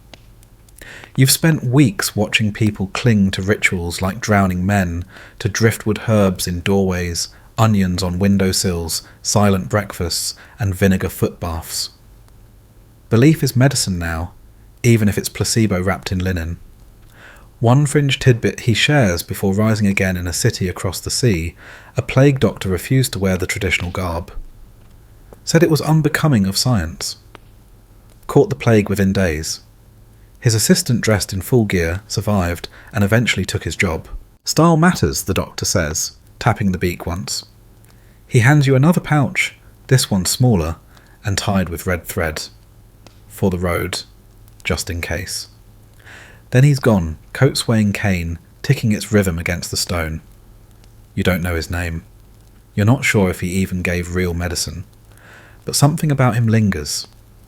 That night you hang the herb bundle by your bed. It sways gently in the breeze from the window. The room smells like someone else's courage. You press your face into the pillow and breathe deep. Even if he was mostly there for effect, even if he healed no one, the sight of him walking through the plague with dignity, absurdity, and dried roses made you feel like someone was still watching. And for once being watched didn't feel threatening. It felt like care. Section 15. The days don't announce themselves anymore. They simply arrive quietly, without ceremony, like guests too polite to knock. You wake, not to the urgent clatter of cartwheels or the hoarse shouts of town criers, but to something more unusual birdsong. At first you lie there, blinking at the ceiling, unsure if the sound is real. It's been so long since anything as delicate as a finch dared to sing near the village. You turn your head slowly, waiting for the other sound, the familiar cough, the sudden toll of the death bell, the scrape of feet in the alley. Nothing. Just the creak of beams warming under sunlight. A rooster, crowing once, then giving up. Somewhere the lazy clink of a bucket being filled at the well. You sit up. You listen. Stillness. Not the heavy, haunted kind that filled the air weeks ago when every silence felt like a held breath, awaiting judgment, but a new kind. A softer silence. The kind that says you're still here. You pull on your robe, threadbare but clean, and shuffle to the window. Outside the street is still a street. Stones, uneven puddles, stagnant. But people are moving again, slowly, cautiously, like deer emerging after thunder. Someone sweeps their doorstep. Someone else hangs a sheet in the sun. Two children, thin and bare-kneed, sit on a low wall sharing a pear that looks past its prime, but they're laughing. You step out. The sun is mild but kind. The kind of warmth that doesn't make promises, just offers you its shoulder for a while. You let your eyes adjust to the colour of life, clothes drying. Chickens pecking herbs fluttering from a windowsill. And then you smell its soup, actual soup. You follow your nose to the inn's kitchen, where the innkeeper voice, like gravel on stone, stirs a pot of something faintly vegetable. She's humming. Not a hymn, just a tune. Off-key warbling. It might be about a lost shoe or a drunken goat. You're not sure. But it's music. You make your way to the square, where a familiar figure is adjusting a stall awning. The merchant with the wilted carrots waves at you. Told you I'd outlive the baker, he says, with a grin missing exactly 3 teeth. You smile back. At the edge of the square, Tilda the village's resident recluse, an honorary queen of apathy, stands beside a basket of onions. She's handing them out like prizes, not speaking, just placing one in each hand offered to her. When you approach, she holds out a particularly round one, looks you square in the eye and mutters, "Don't get sentimental." You thank her anyway.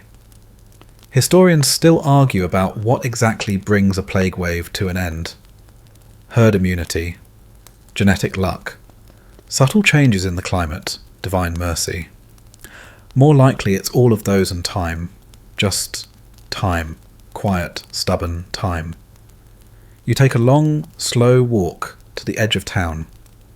Past the well, past the signboard, still bearing faded warnings and last month's death counts. Past the old chapel, where someone has dared to plant marigolds again. They're small, but they're blooming.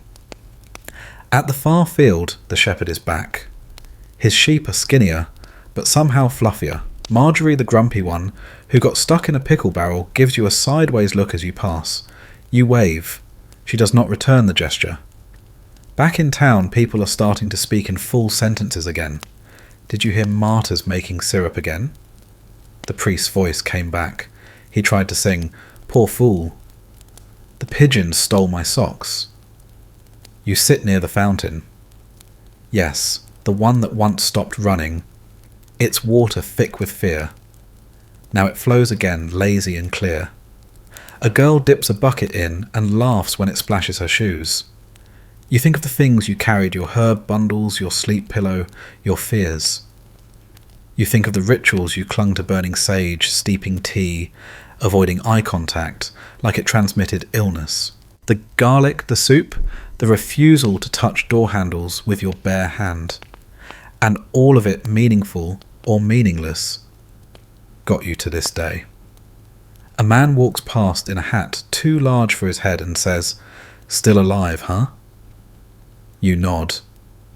"Unbelievable," he adds, and keeps walking. At sunset, you light a candle at your bedside. Not out of fear now, but out of habit. The flame wavers calm and thin, like it's tired too. You sit on your bed, the same straw mattress that once felt like a battlefield, and think about everything that's been lost. Everything that remains. Everyone who stayed, you write in your journal. Today I breathed deep, and it didn't hurt. Today no one knocked with bad news. Today someone handed me an onion without crying. Today the soup was hot. Today I laughed. And then you write, "Still here." One fringe story reaches you through the chimney sweep. In a city by the sea, a group of survivors wear blue ribbons and call themselves the fortunate ones. They meet in silence, share food, don't talk about the plague, they just live. You think of joining them someday. For now, though, you're content with your window open, your tea warm, and your toes tucked under a blanket that smells faintly of time and persistence. The wind is quiet, and the world impossibly is still turning. Now everything softens. The story has paused, but the stillness continues like dusk, settling gently over an old rooftop. The air around you slows. Your thoughts begin to unravel from their tight little knots, each one loosening into the soft, velvety calm of rest. Take a breath, just one, and then another, deeper now, but easier, like your body is finally catching up to the quiet you've earned.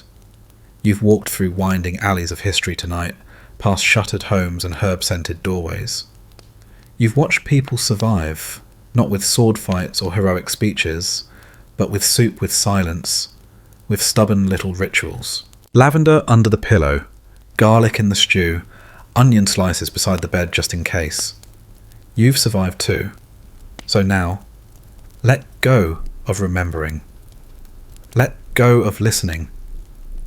There's no plague doctor at your door, no cart creaking by, no cough in the hallway, just the hush of nighttime and the hush inside you. That warm, steady pulse in your chest like a gentle drum saying you're here, you're here. Let your hands grow heavier, your jaw loosen, your feet rest without needing to go anywhere. Think of a quiet village, stars overhead, shutters, open air, filled with rosemary and candle smoke and laughter whispered in the next room. Let the last of your worries curl up at your feet and sleep too. You've done enough today, more than enough. Hey guys, tonight we're going to wander barefoot through the misty courtyards of Istanbul, back when it was the dazzling heart of the Ottoman Empire. You'll hear the hush of silk slippers on polished marble smell, warm cardamom rising from tiny porcelain cups, and sit on low velvet cushions, while coffee, thick, sweet, slightly dangerous, is brewed just for you in a long-handled pot over glowing embers. Just don't spill it. You probably won't survive this. The rules here aren't just about etiquette, they're law. Coffee in the Ottoman Empire is serious business. Not just a morning pick-me-up, but a spiritual substance, a political threat, and occasionally a very polite reason to behead someone. You've entered a world where every sip has consequences. It's soothing. It's deadly. It's absurdly over-regulated. You wake in a tall room lit by filtered morning sun. The windows are latticed with carved wood. The air smells faintly of rosewater and strong, simmering coffee. Somewhere nearby, water drips gently from a marble fountain, echoing against tiled walls. A breeze nudges open a curtain and slips across your face like a silk scarf. Your attendant, he goes by 6 titles you'll never remember, enters with quiet ceremony, carrying a brass tray. On it, 1 small cup of Turkish coffee, the foam floating just right, served beside a sliver of candied quince and a glass of chilled water. You don't drink yet. That would be rude. In the Ottoman court, coffee is not merely coffee. It's a ritual. It's how you show rank, express loyalty, test alliances. 1 wrong move, a lukewarm pour, a poorly roasted bean, a spill on the wrong carpet, and someone might be reassigned to goat duty in eastern Anatolia, or worse, ignored. You're sitting in one of the palace's guest chambers, surrounded by low tables, gilded ceiling domes, and walls painted with blue tulips. The cushions beneath you are embroidered with the Sultan's monogram. Even your feet feel slightly nervous. There's a knock. 2 men enter. One is here to refresh the coals. The other's job appears to be just watching the coffee. You wonder if he's judging your posture. You straighten your back, just in case. Outside your window, a street vendor calls out in slow, sing-song Turkish. He's selling bread with sesame and naturally coffee grounds by the scoop. Even among the common people, morning begins not with a rooster, but with a sip. Historians still argue whether coffee's role in Ottoman culture was mostly ceremonial, medicinal, or spiritual. But you can feel all 3 layers unfolding as you sit half awake, cup in hand, surrounded by quiet splendour, and the knowledge that someone somewhere is writing your reaction down in a ledger. The foam is inspected before you drink. This is important. The foam is everything. A good kahvechibusha, the head coffee maker, knows that the foam is the first judgment, the visual haiku of the cup. If it collapses, it's an insult. If it overflows, it's a disaster. If it bubbles unevenly, someone's astrological chart is probably to blame. You nod at the cup. The attendant nods back. The sip is permitted. It's bitter. Thick. Almost syrupy. There's a hint of cardamom, maybe a touch of cinnamon. You can't tell if it's delicious or just powerful, but it's very definitely doing something to your spine. And then comes the water 1 sip, to cleanse the palate, or perhaps to prove you're not poisoning yourself. 1 fringe tidbit you overhear from the garden steward last year. A visiting official sipped before the foam settled. He was reassigned to non-coffee duties, which may or may not involve mopping the tilework with a toothbrush. You don't make that mistake. As the morning unfolds, more guests arrive: diplomats, court, poets, astrologers. Each is given a cup. Each behaves like this is a sacred rite. You begin to see the pattern, the delay, the tiny bow, the unspoken rules. No one talks before the first sip. It's not superstition, it's choreography. There's music in the background, something slow, and plucked maybe a timbre. It sounds like a yawn wrapped in velvet. You sit very still, drink very slowly, and allow yourself to vanish into the room's quiet hum. Outside, the city stirs, markets opening, dervishes walking barefoot to prayer, scriban dipping pens into ink beside half-finished books. But in here, in this marble-tiled sanctum of caffeine and caution time, folds itself gently around a single steaming cup. Section 2. The coffee didn't start here, of course. You tilt the porcelain cup between your fingers, watching the sediment settle at the bottom like ancient prophecy. It feels permanent, like something the earth grew on purpose. And in a way it did. But before the Ottoman Empire made it sacred, Before the protocols, the punishments, the elaborate titles and the ceremonial foam coffee was just a stubborn little bean on the side of a hill in Ethiopia. Legend says a goat herd named Kaldi noticed his animals behaving oddly. A little too energetic. A little too happy. Some say the goats danced. Some say they sang. Most likely they just wouldn't shut up. Curious Kaldi tried the berries they'd been eating, and his night got weird. From there the story skips like a stone across time. Monks in Yemen brewed the beans into a dark, bitter elixir to help them stay awake during long prayers. Sufi mystics passed it around as a kind of spiritual fuel, and eventually the drink kahwa, as it came to be called, made its way north across the Red Sea, and into the hands of merchants with sharp eyes and better ideas. That's where the Ottomans come in. It's the mid-1500s when the first known coffee house appears in Istanbul, then called Constantinople, by a few stubborn European cartographers still catching up. Two men from Damascus open a shop where men can sip chat-read poetry and avoid their wives. They call it a kahvahan, and before long these little houses of brew and banter pop up everywhere. But it wasn't love at first sip. Historians still argue whether the Ottoman elite immediately embraced coffee or found it suspicious. Some say it was welcomed as an elegant Persian-style pleasure. Others point to early religious pushback, because anything this delicious and stimulating had to be sinful, right? The conservative scholars raised eyebrows. The dervishes, however, raised cups. It helps that coffee came with its own aesthetic.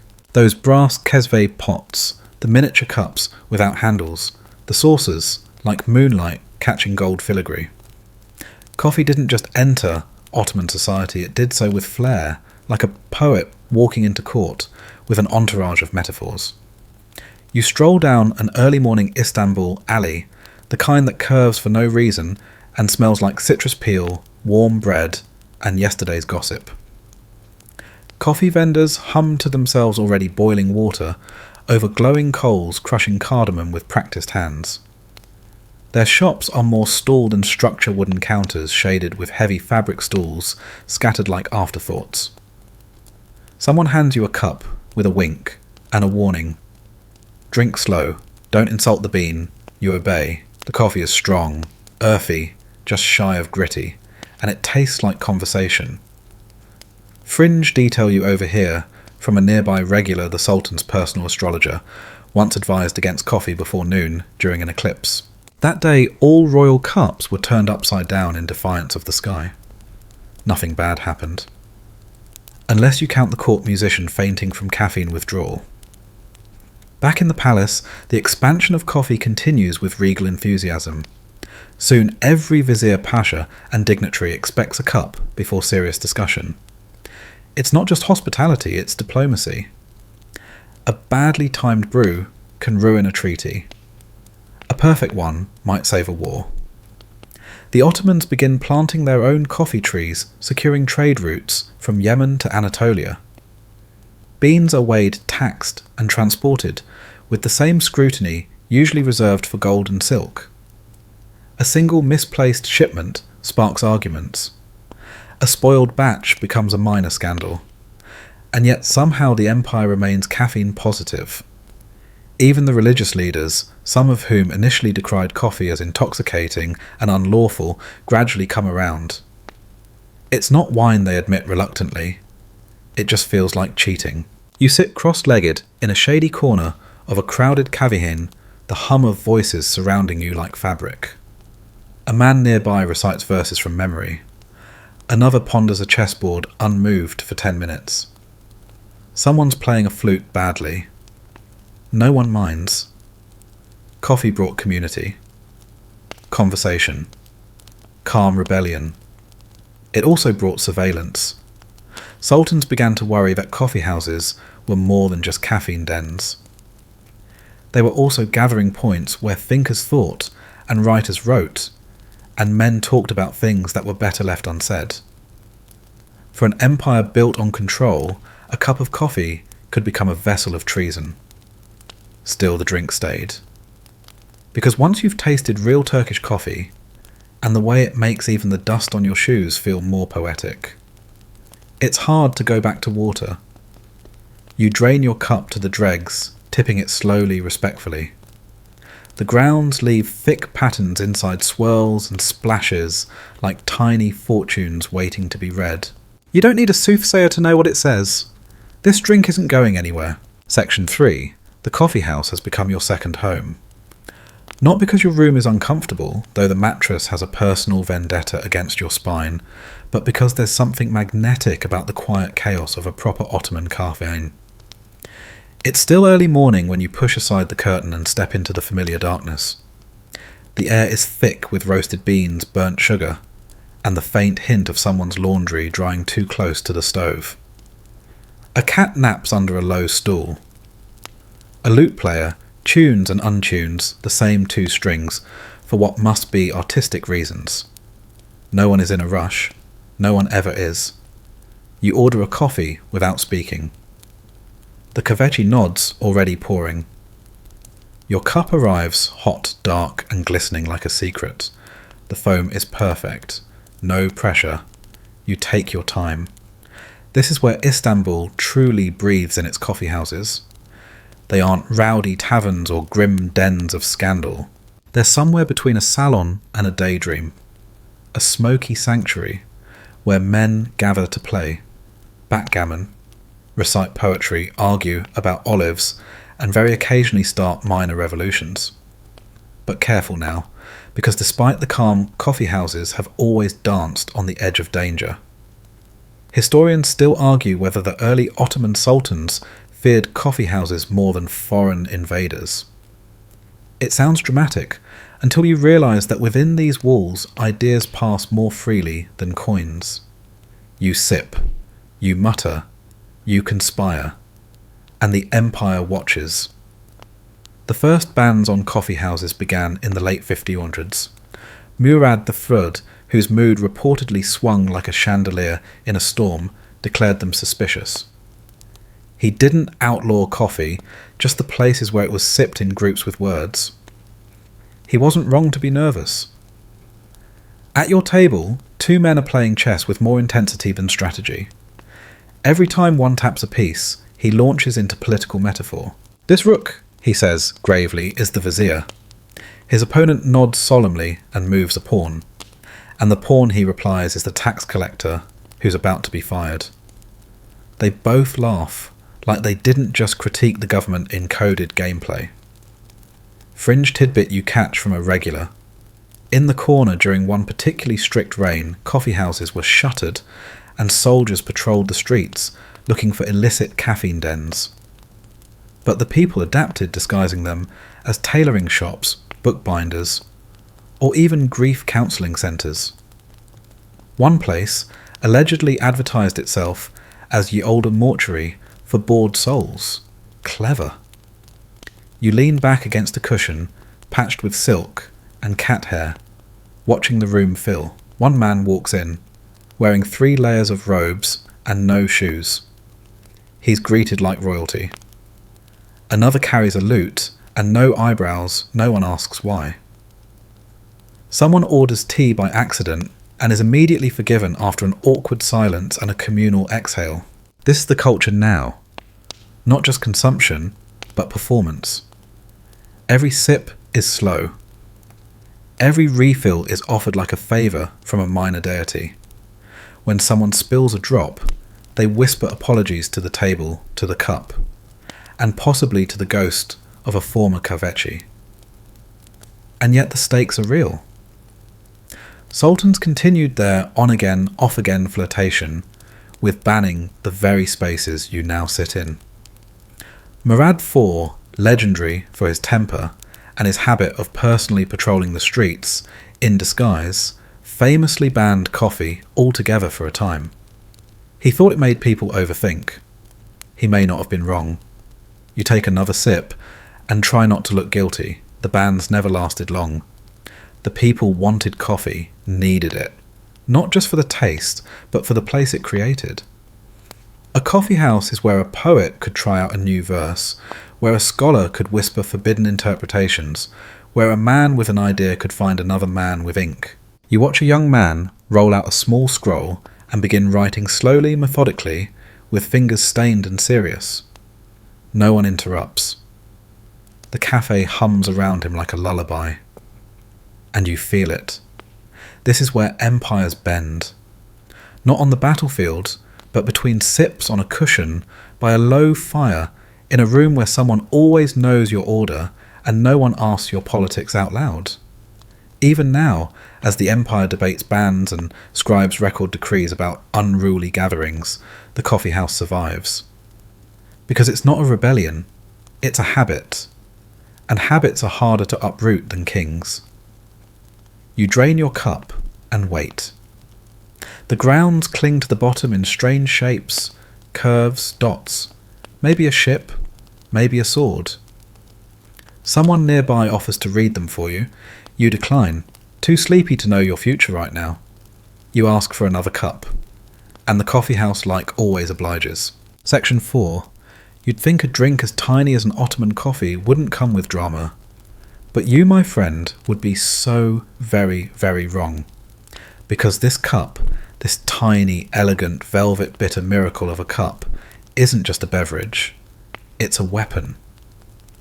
You're seated now on a cool marble bench beneath a wide domed ceiling in the women's quarters of a noble house.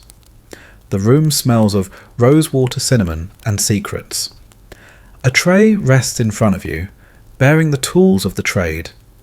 A gleaming kesve, a delicate porcelain cup with no handle, a splash of cold water and a bite-sized delight dusted in powdered sugar. You sip, you sigh, you savour, and then you overhear it. She divorced him over the coffee. You pause mid-sip. Excuse me. Two women lounge nearby, their voices low and conspiratorial. One is polishing a necklace that could pay your rent for a year. The other fans herself idly while recounting the story. He served it cold, flat, no foam. She went straight to the carder and said, "This is not a man who can be trusted." And that was that. Yes, in the Ottoman Empire, bad coffee wasn't just disappointing. It could be grounds for legal divorce. Historians still argue whether this was widely enforced or more of a cautionary tale, but the law existed if a husband failed to provide satisfactory coffee, hot fresh, properly prepared. It was considered a breach of marital trust. A red flag in cup form. You take another sip, suddenly nervous. Is yours foamy enough? Let's be clear. Coffee wasn't the only issue. It was symbolic. In a culture where hospitality and attention to detail were sacred, how you brewed someone's coffee spoke volumes. A bitter, scorched cup said, "I don't really care about you." A perfect one said, "I see you. You matter. Also, please don't have me executed." You step into the kitchen later that afternoon, not to help, just to watch. The Carvacci moves like a poet, with a ladle, scooping water with reverence. Measuring out ground beans with his eyes half closed, tilting the chesve over hot sand like he's coaxing the secrets from a spellbook. You try not to breathe too loudly. The pot boils once, then again. Then just as the foam threatens to bubble over, he pulls it back. Timing is everything. Fringe tidbit from the steward of the royal pantry, unlucky kitchen boy, tried to pass off day-old coffee to a visiting dignitary. The guest politely declined and complimented the embroidery on the napkin instead. The boy was reassigned to candle counting, a tedious job involving wax silence and tears. Meanwhile, in the palace, the Sultan's coffee wasn't just a matter of flavour. It was a political act. Each cup offered to him by a trusted kvetchebusha, the head coffee steward, had to be prepared under strict surveillance. Not because they feared bad foam, because they feared poison. Yes, you sip your coffee while the shadow of intrigue dances around the rim. Every step in the preparation was monitored. Beans stored under lock and key. Water boiled in one room, poured in another. The the final brew tested by a taster who probably had nerves of steel and an excellent sense of smell. Why? Because if you wanted to subtly remove a high-ranking official, or even the Sultan himself, what better way than via his morning cup? It's warm. It's expected. It's bitter enough to hide anything. You sip again. Don't be if you're sure later, while lounging in a tea garden with the breeze threading through the latticework, someone tells you about a case in Bursa where an entire engagement was called off over a lukewarm coffee. If this is how he starts the day, the bride's aunt reportedly said what happens when the rice burns. You laugh. But you also nod. There's wisdom in it. Coffee here is never just coffee. It's a love language, a threat, a test, a quiet rebellion. And whether you're a sultan sipping under heavy curtains or a tired baker sitting on the stoop with your cup balanced on your knee, one thing is certain. If you're going to serve it, you'd better get it right. Because here in the Ottoman Empire, foam is a matter of honour. Section 5. It's early afternoon, and you find yourself deep inside the Topkapi Palace kitchens. Not the clattering, chaotic part where meats are roasted and rice is stirred, but a smaller, quieter annex that smells like cardamom copper polish and an impossible level of precision. Here lives the kvetchebusha. He's not just a barista. He's not even just a cook. He is in many ways a priest of the bean. His title, kvetchebusha, head of the coffee service, holds serious weight. This is a man who answers to the Sultan directly, who memorises preferences like a diplomat, who knows exactly how many grains of coffee should enter each kezve. His robes are immaculate. His eyebrows are judgmental. His silence legendary.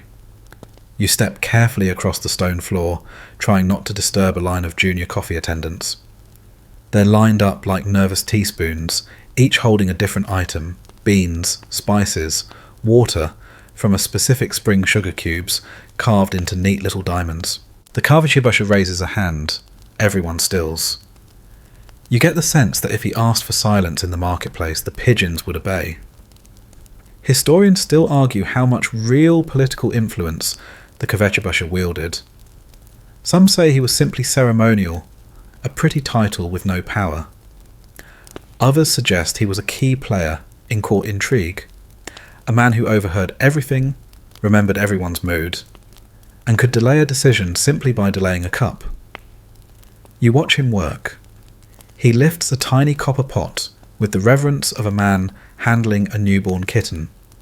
He swirls water. He adds the ground beans not dumped, but sprinkled like stardust, then the sugar, if required. A whiff of cardamom, or perhaps just a thought of it. Then no stirring. This is crucial. You're told that stirring the coffee before it heats up breaks the foam, which is equivalent, in this room, to yelling during a royal funeral.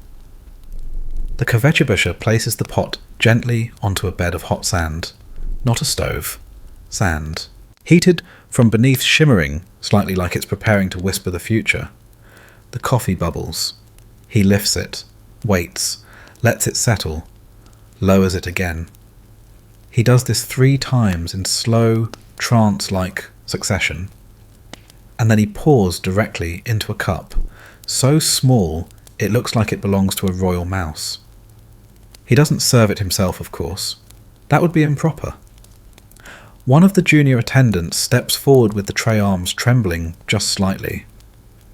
They leave the kitchen with the dignity of a man carrying both power and potential disaster. Fringe tidbit you learn from a scribe standing nearby: a former kvetchebusha once used his influence to sneak a petition to the Sultan, written on the back of a sugar wrapper no less.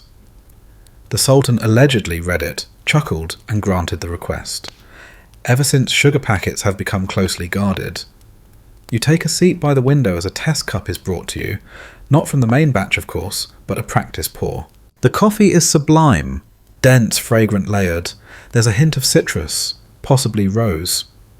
You don't ask. Some things are meant to remain mystical.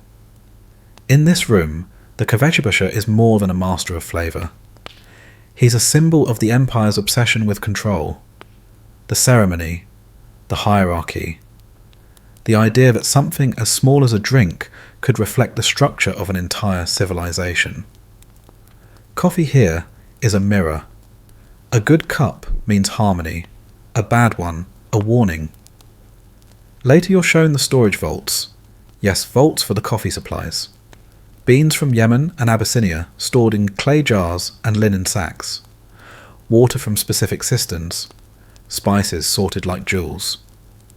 There's even a small book recording each bean delivery signed by 4 people and stamped with a seal shaped like a steaming cup.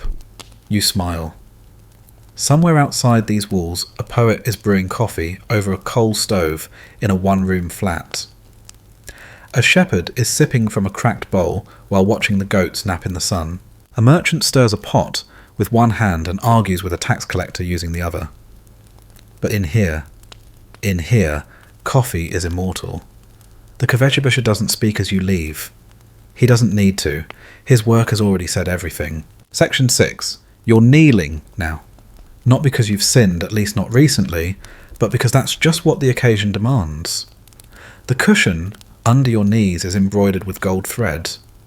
The tray before you is silver inlaid with mother of pearl. And the coffee cup. It's so delicate, you're scared your breath might break it.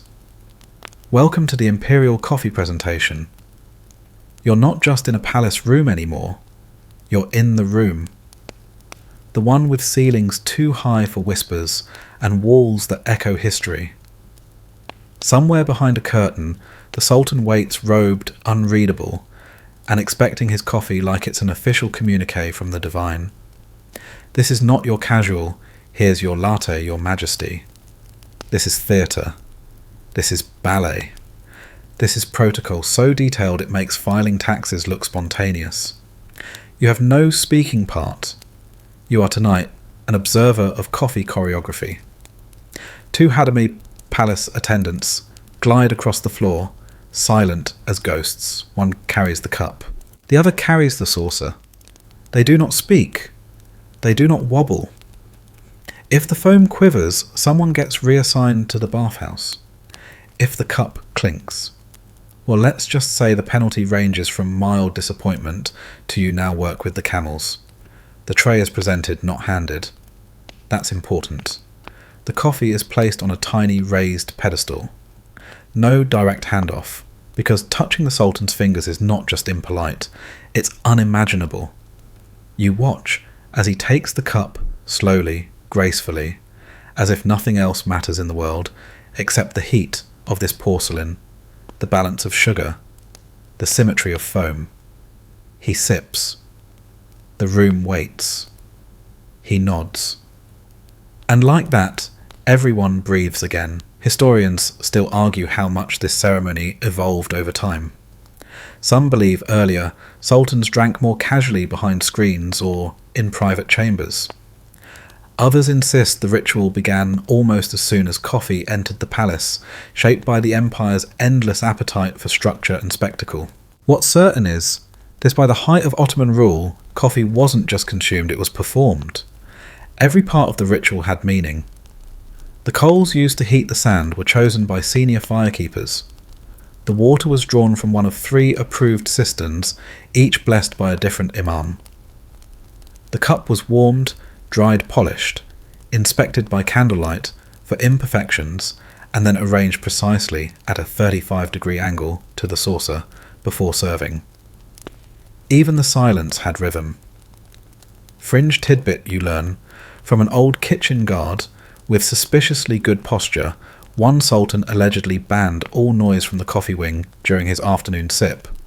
So the cooks invented a sign language involving eyebrows, shoulder twitches, and the strategic dropping of lentils to communicate.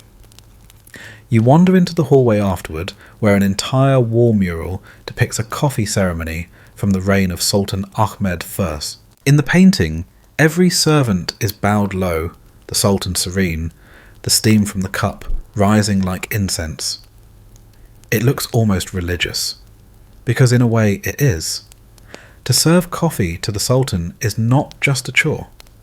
It is a privilege, an honour, A responsibility so sacred that entire positions were created to protect it.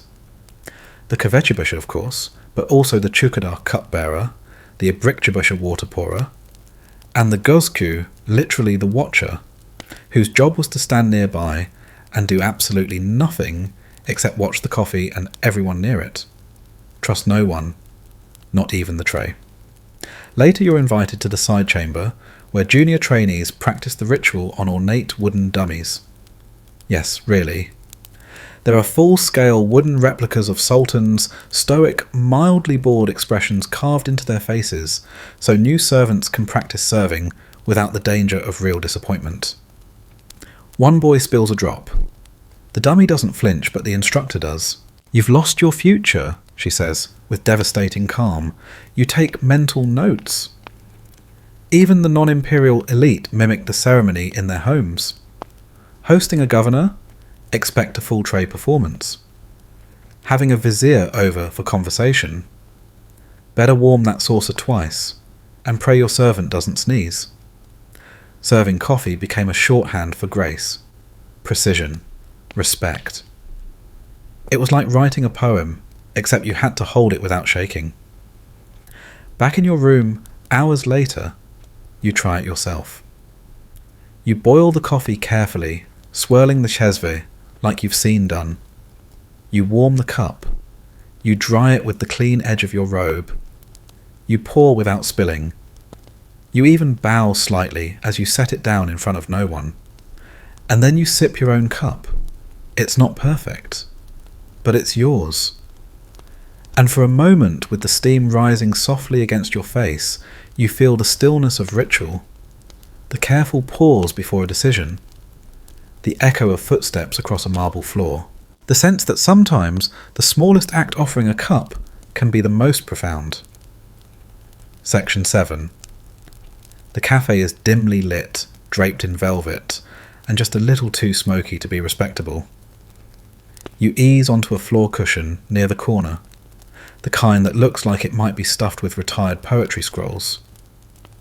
A lute strums lazily somewhere near the back, half-heartedly keeping time with nothing in particular. The room smells of clove smoke, cardamom, old ink, and ambition. You've just entered the problem child of Ottoman culture, the coffee house as intellectual breeding ground. It begins as it always does with a sip. The coffee arrives in a dainty porcelain cup that's older than some empires. The foam glistens with the confidence of a well-paid advisor. You nod, acknowledging its perfection, and take a slow, ceremonial sip. This isn't your average corner cafe. This is the haunt of thinkers, poets, philosophers, conspiracy theorists, and that guy who always insists he invented backgammon strategies that would change the empire.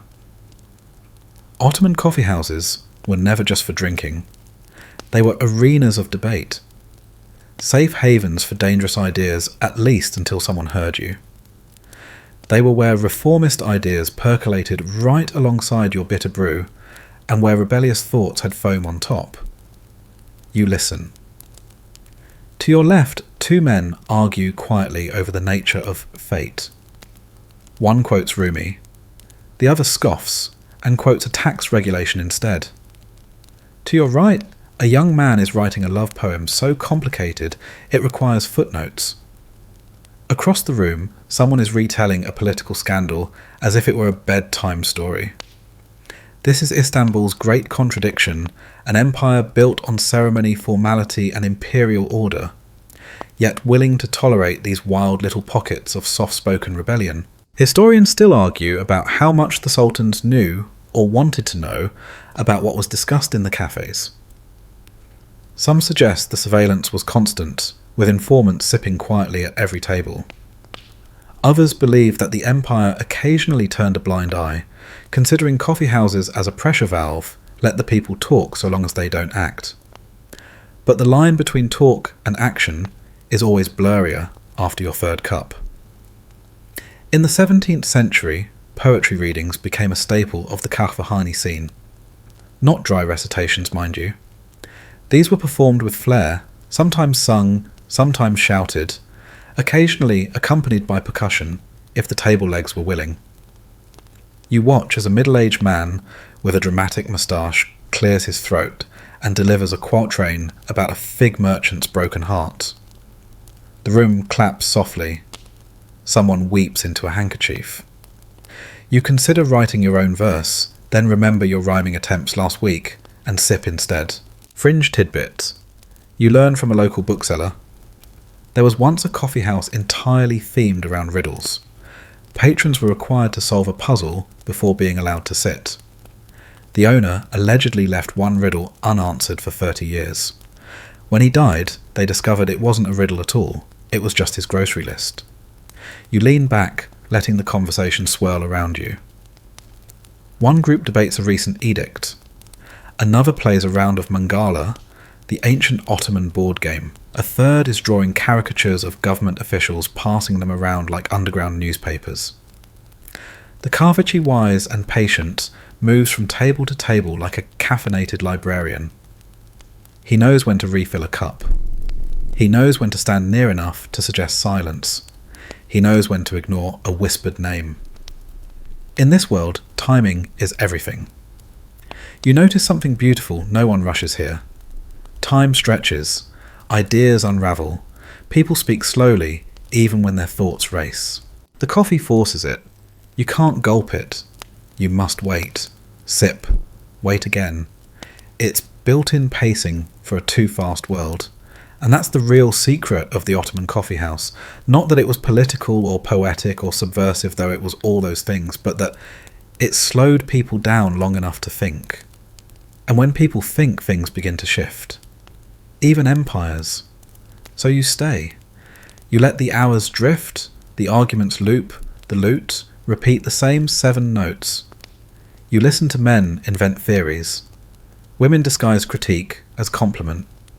Children deliver unexpectedly. Profound proverbs while wiping honey from their chins.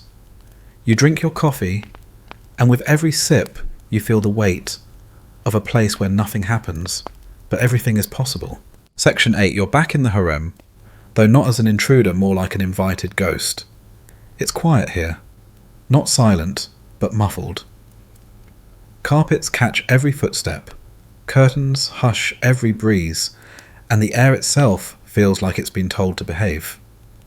Somewhere nearby, a harp is being plucked lazily by someone who doesn't need to impress anyone today. The room you're in glows with the soft light of late afternoon. Gold tracery climbs up the walls, and painted birds soar across the ceiling wings, outstretched in mid-flight. You're seated on a velvet divan, low and cushioned, and in front of you is a familiar sight. A tray, a silver pot, a porcelain cup without a handle. It's coffee time again, but this time it's the women who serve it. And oh, they serve it with intention. The harem was more than the private quarters of the Sultan. It was a world within a world, a place where mothers, wives, daughters and concubines didn't just sip coffee for pleasure. They wielded it like a social tool. Here coffee wasn't about foam. It was about message. Serving someone a cup too bitter. A gentle insult. Too sweet. A whispered apology. Lukewarm. A passive-aggressive declaration of disappointment. Perfectly balanced. An open hand, an offered alliance, a subtle, let's talk, but only if you're ready. You're told that before political marriages, prospective brides would serve coffee to the visiting mother-in-law. But the twist, the bride controlled the sugar. Historians still argue how much power harem women had in official state affairs. Some say their influence was limited to court gossip. Others point to a series of powerful women, especially during the Sultanate of women in the 16th and 17th centuries, who shaped diplomacy, war, and succession through whispered counsel and strategic hospitality. You're inclined to believe the latter, especially after watching a woman serve a cup to another and then not serve one to a third. The resulting tension could curdle milk. Fringe tidbit you overhear from a linen folding attendant.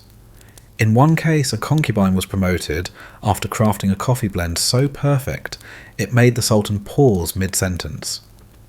She refused to reveal the recipe, saying only, "It has clove cardamom," and the patients are being ignored for 6 years. You sit quietly as the women drink, leaning toward one another like flowers seeking shade. Conversation is coded but clear to anyone paying attention. One laughs softly and compliments another's earrings, but glances at her cup when she says it. You wonder if that's a dig or a dare, and the best part, no men are here to interrupt it. The harem coffee ceremony is deeply social but also protective. In a world where power comes and goes with the tilt of a sultan's mood, coffee provides routine. Reliability. A place where everyone knows the rules, even if no one ever writes them down. You notice how the cups are cradled, how the servers bow just slightly, how the sugar is always measured, never guessed. You wonder how many betrayals have been softened by a third cup, how many alliances have begun with, "Would you like yours a bit sweeter today?" The hour drifts. No one looks at the sun. Time is counted in refills. Someone brings out sweets, small sticky confections that cling to your fingers like gossip to a courtier's tongue. You eat 2, maybe 3, and lose count because the cup in your hand keeps refilling itself. The conversation turns to poetry, then dresses, then the new eunuch who walks too loudly. Everyone giggles behind embroidered sleeves.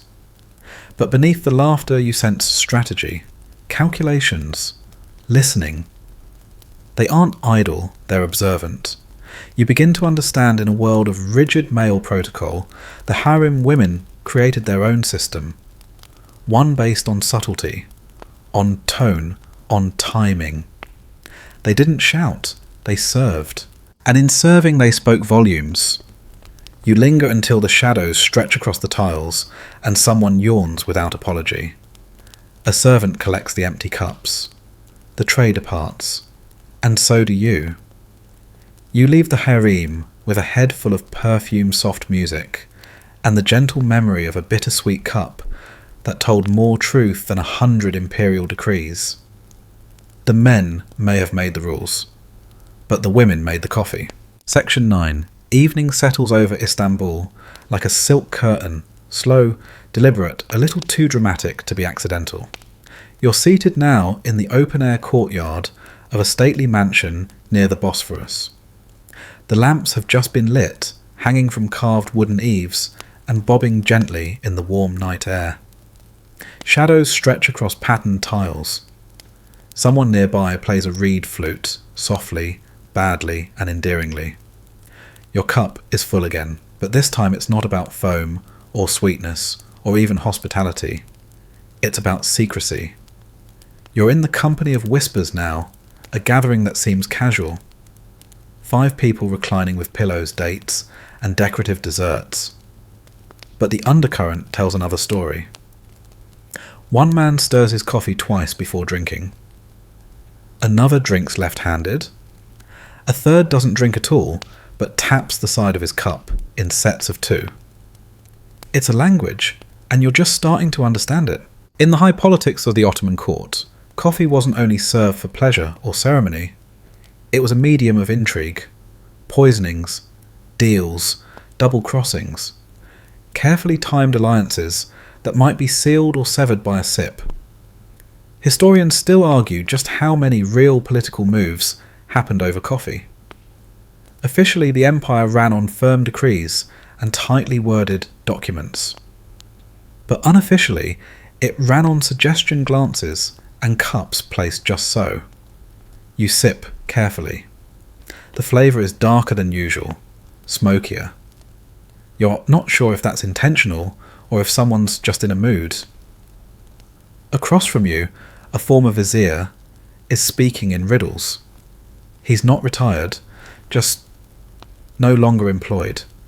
He pours more coffee and mutters something about the rose that blooms at night. No one asks for clarification. That's how you stay alive in this room. You begin to pick up on the rules. If someone doesn't touch their cup, they're withholding. If someone refills someone else's cup without being asked, that's dominance. If someone sips sighs, then places their cup exactly at the corner of the tray. You'll find out what it means later, probably when someone disappears. Fringe tidbit. You overhear from the eldest guest, who hasn't spoken until now. A certain provincial governor allegedly trained his coffee servant to blink in code, relaying messages from one side of a courtyard to the other, using only his eyes and the angle of his serving spoon. He's probably exaggerating, but you believe him anyway. You notice that the serving boy in this house carries the tray with an unusual rhythm: 2 steps, pause, 1 step, pivot. It's hypnotic and oddly familiar. Then you remember this is the same boy who served coffee earlier in the day at the palace kitchens. He works for both. And now you're impressed and suspicious. The others chat now about mundane things. How warm the sea is this season. How the pigeons in the northern gardens have started nesting in teapots, but the flow always circles back to power.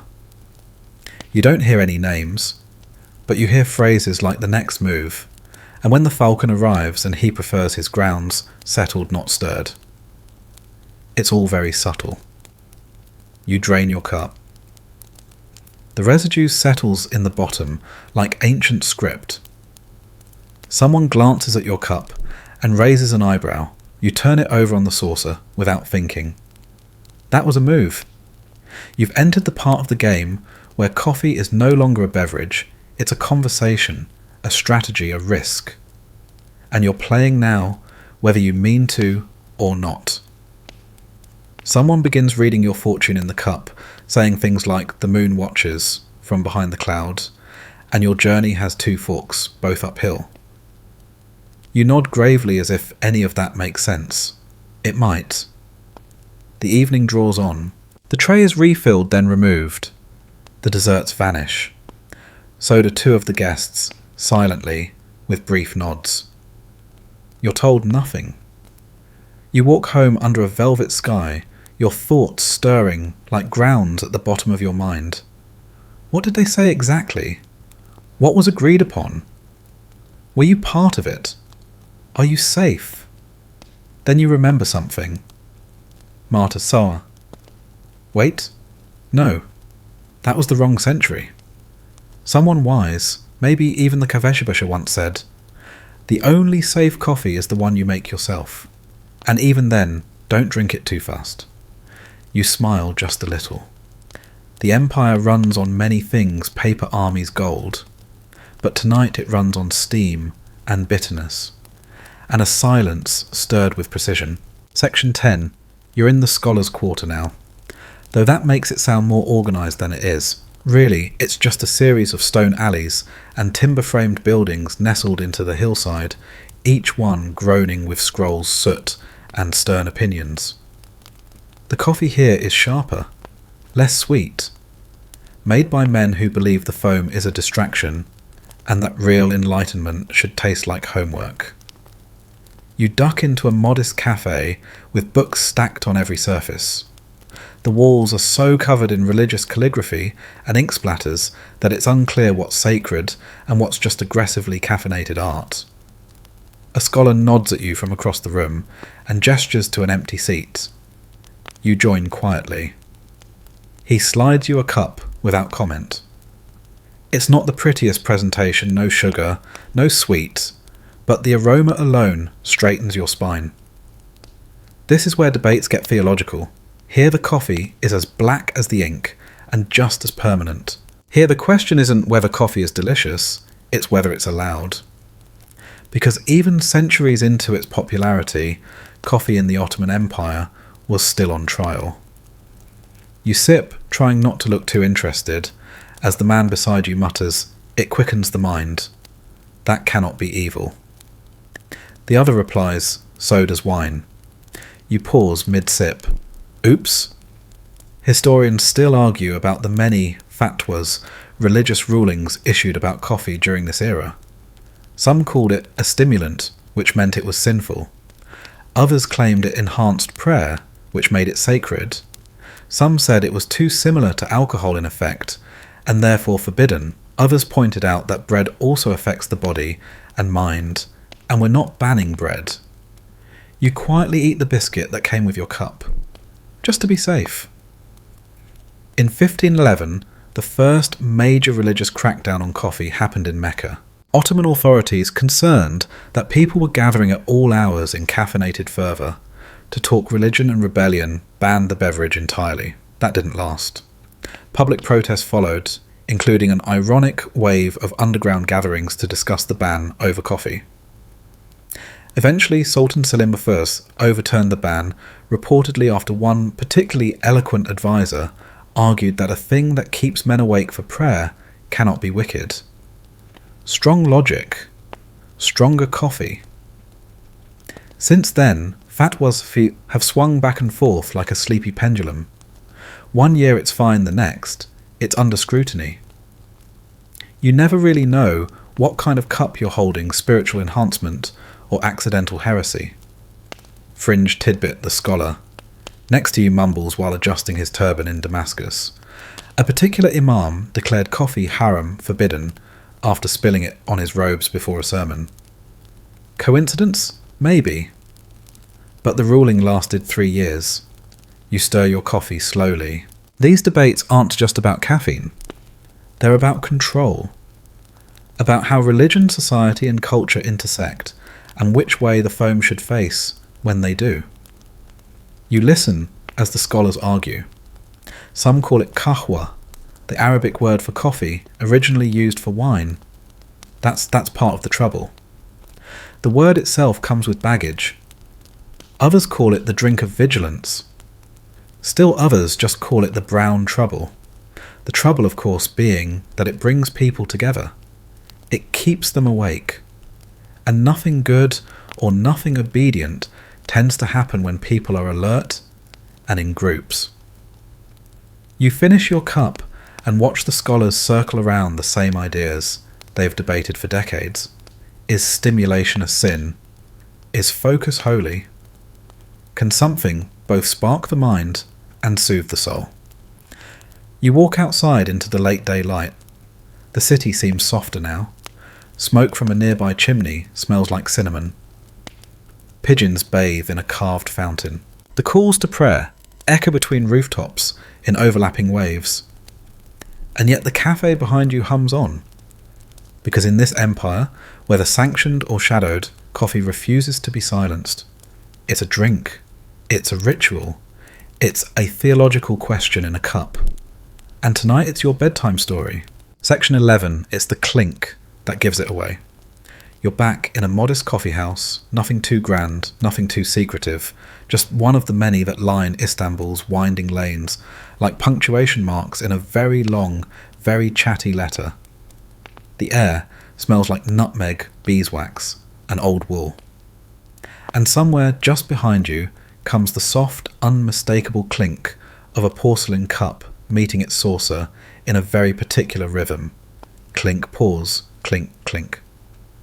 You glance over your shoulder, not too obviously.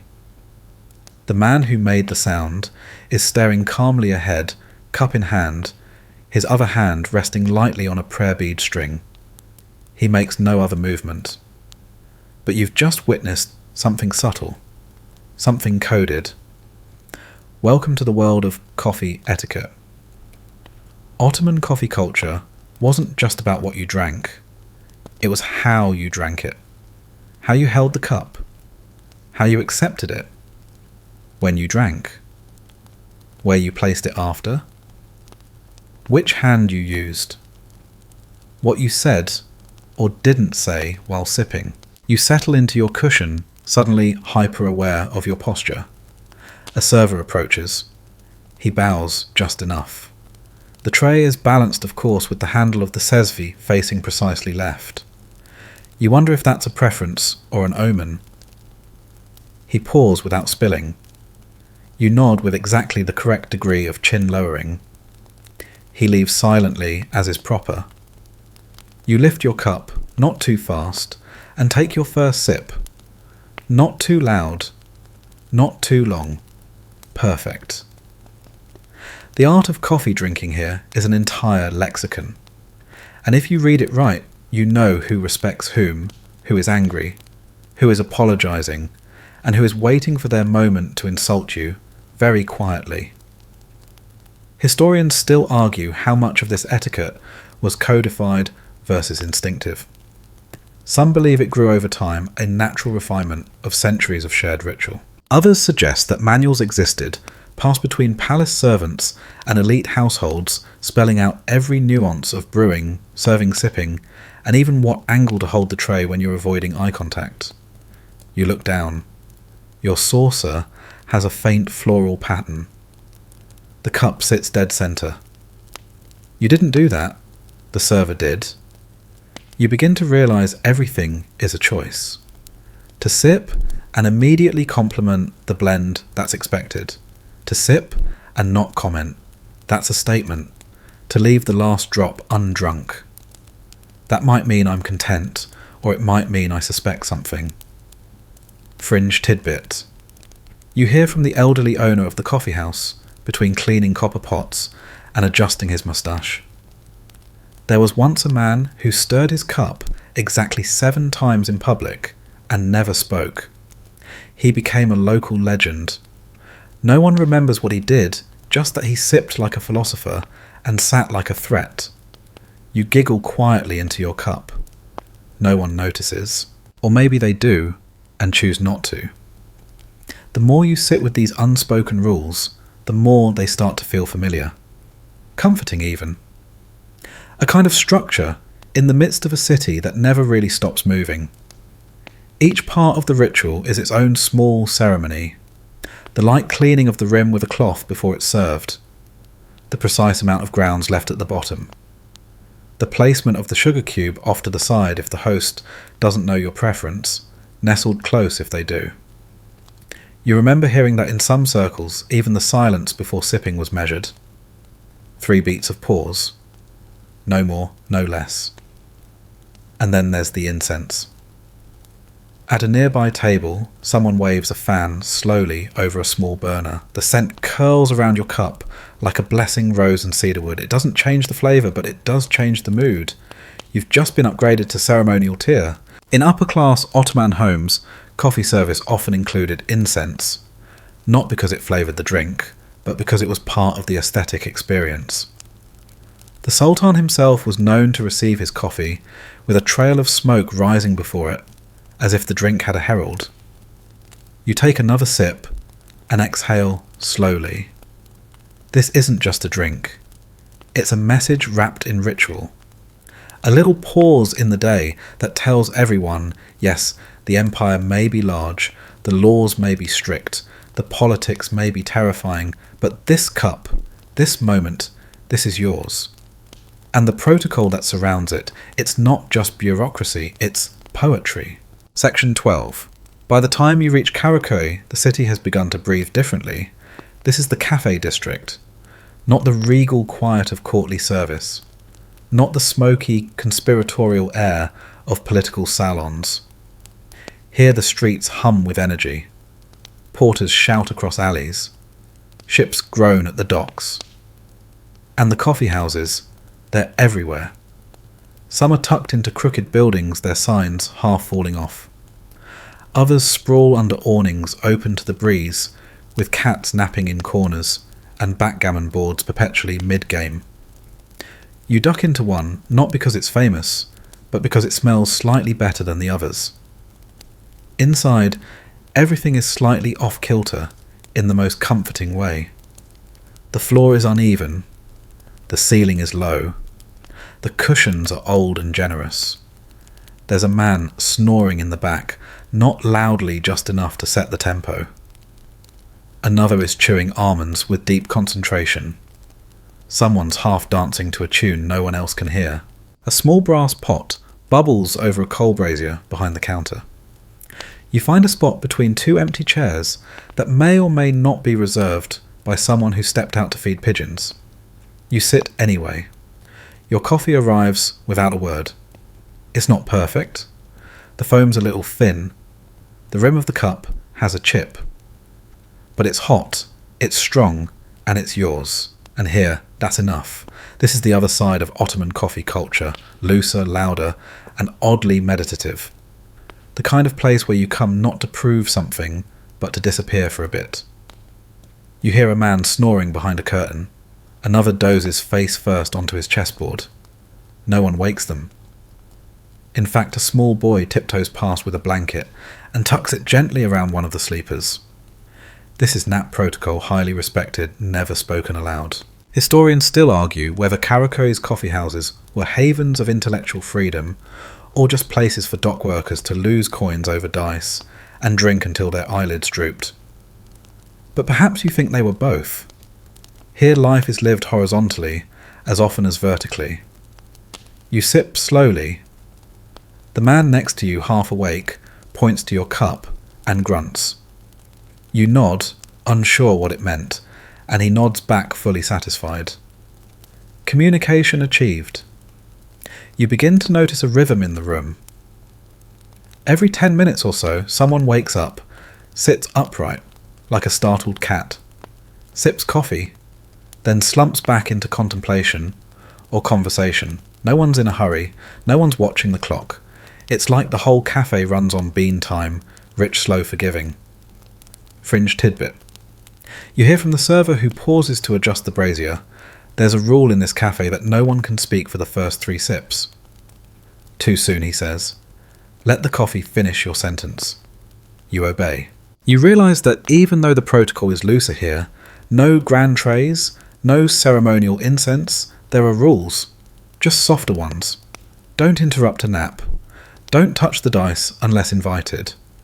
Always refill someone's cup if yours gets refilled, even if they're asleep.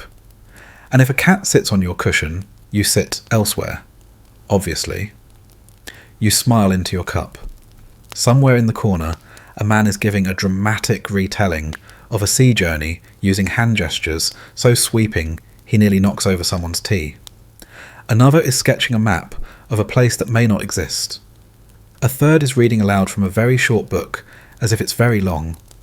It's all deeply pointless, and it's wonderful, because in the bustling machinery of empire, in the weight of hierarchy and ceremony, there's something sacred about places like this, where the rules are worn in, where no one stands up too fast, and where coffee comes slightly burnt, but with feeling.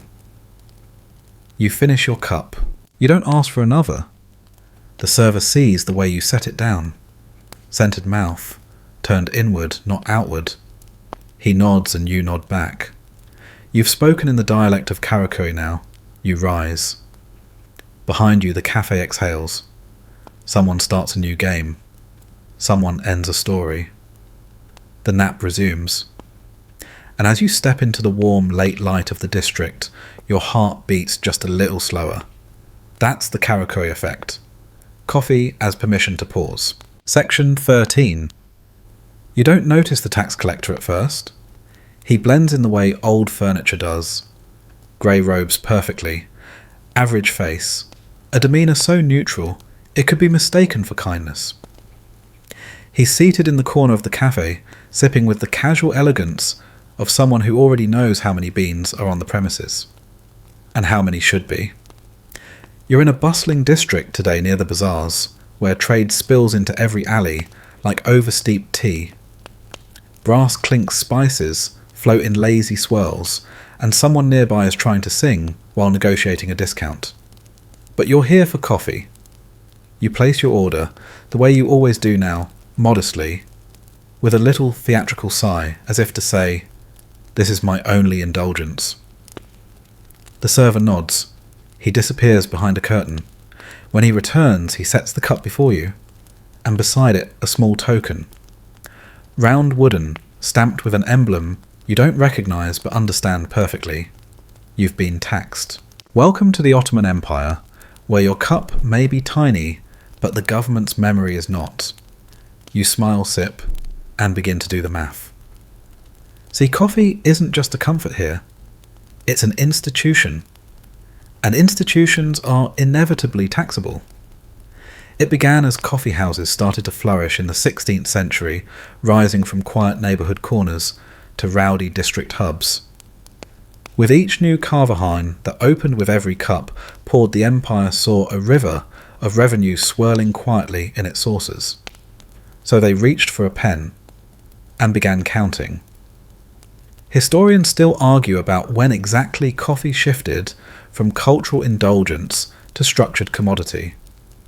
Some point to specific sultanic decrees in the late 50s, others trace it through import records from Yemen, where the empire's beans were grown like blessings.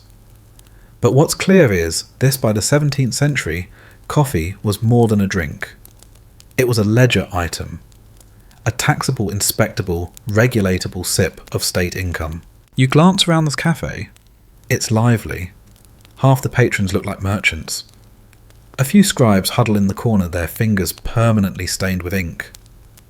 And then there's the taxman, quiet watching, tracking every refill like a hawk in polite slippers.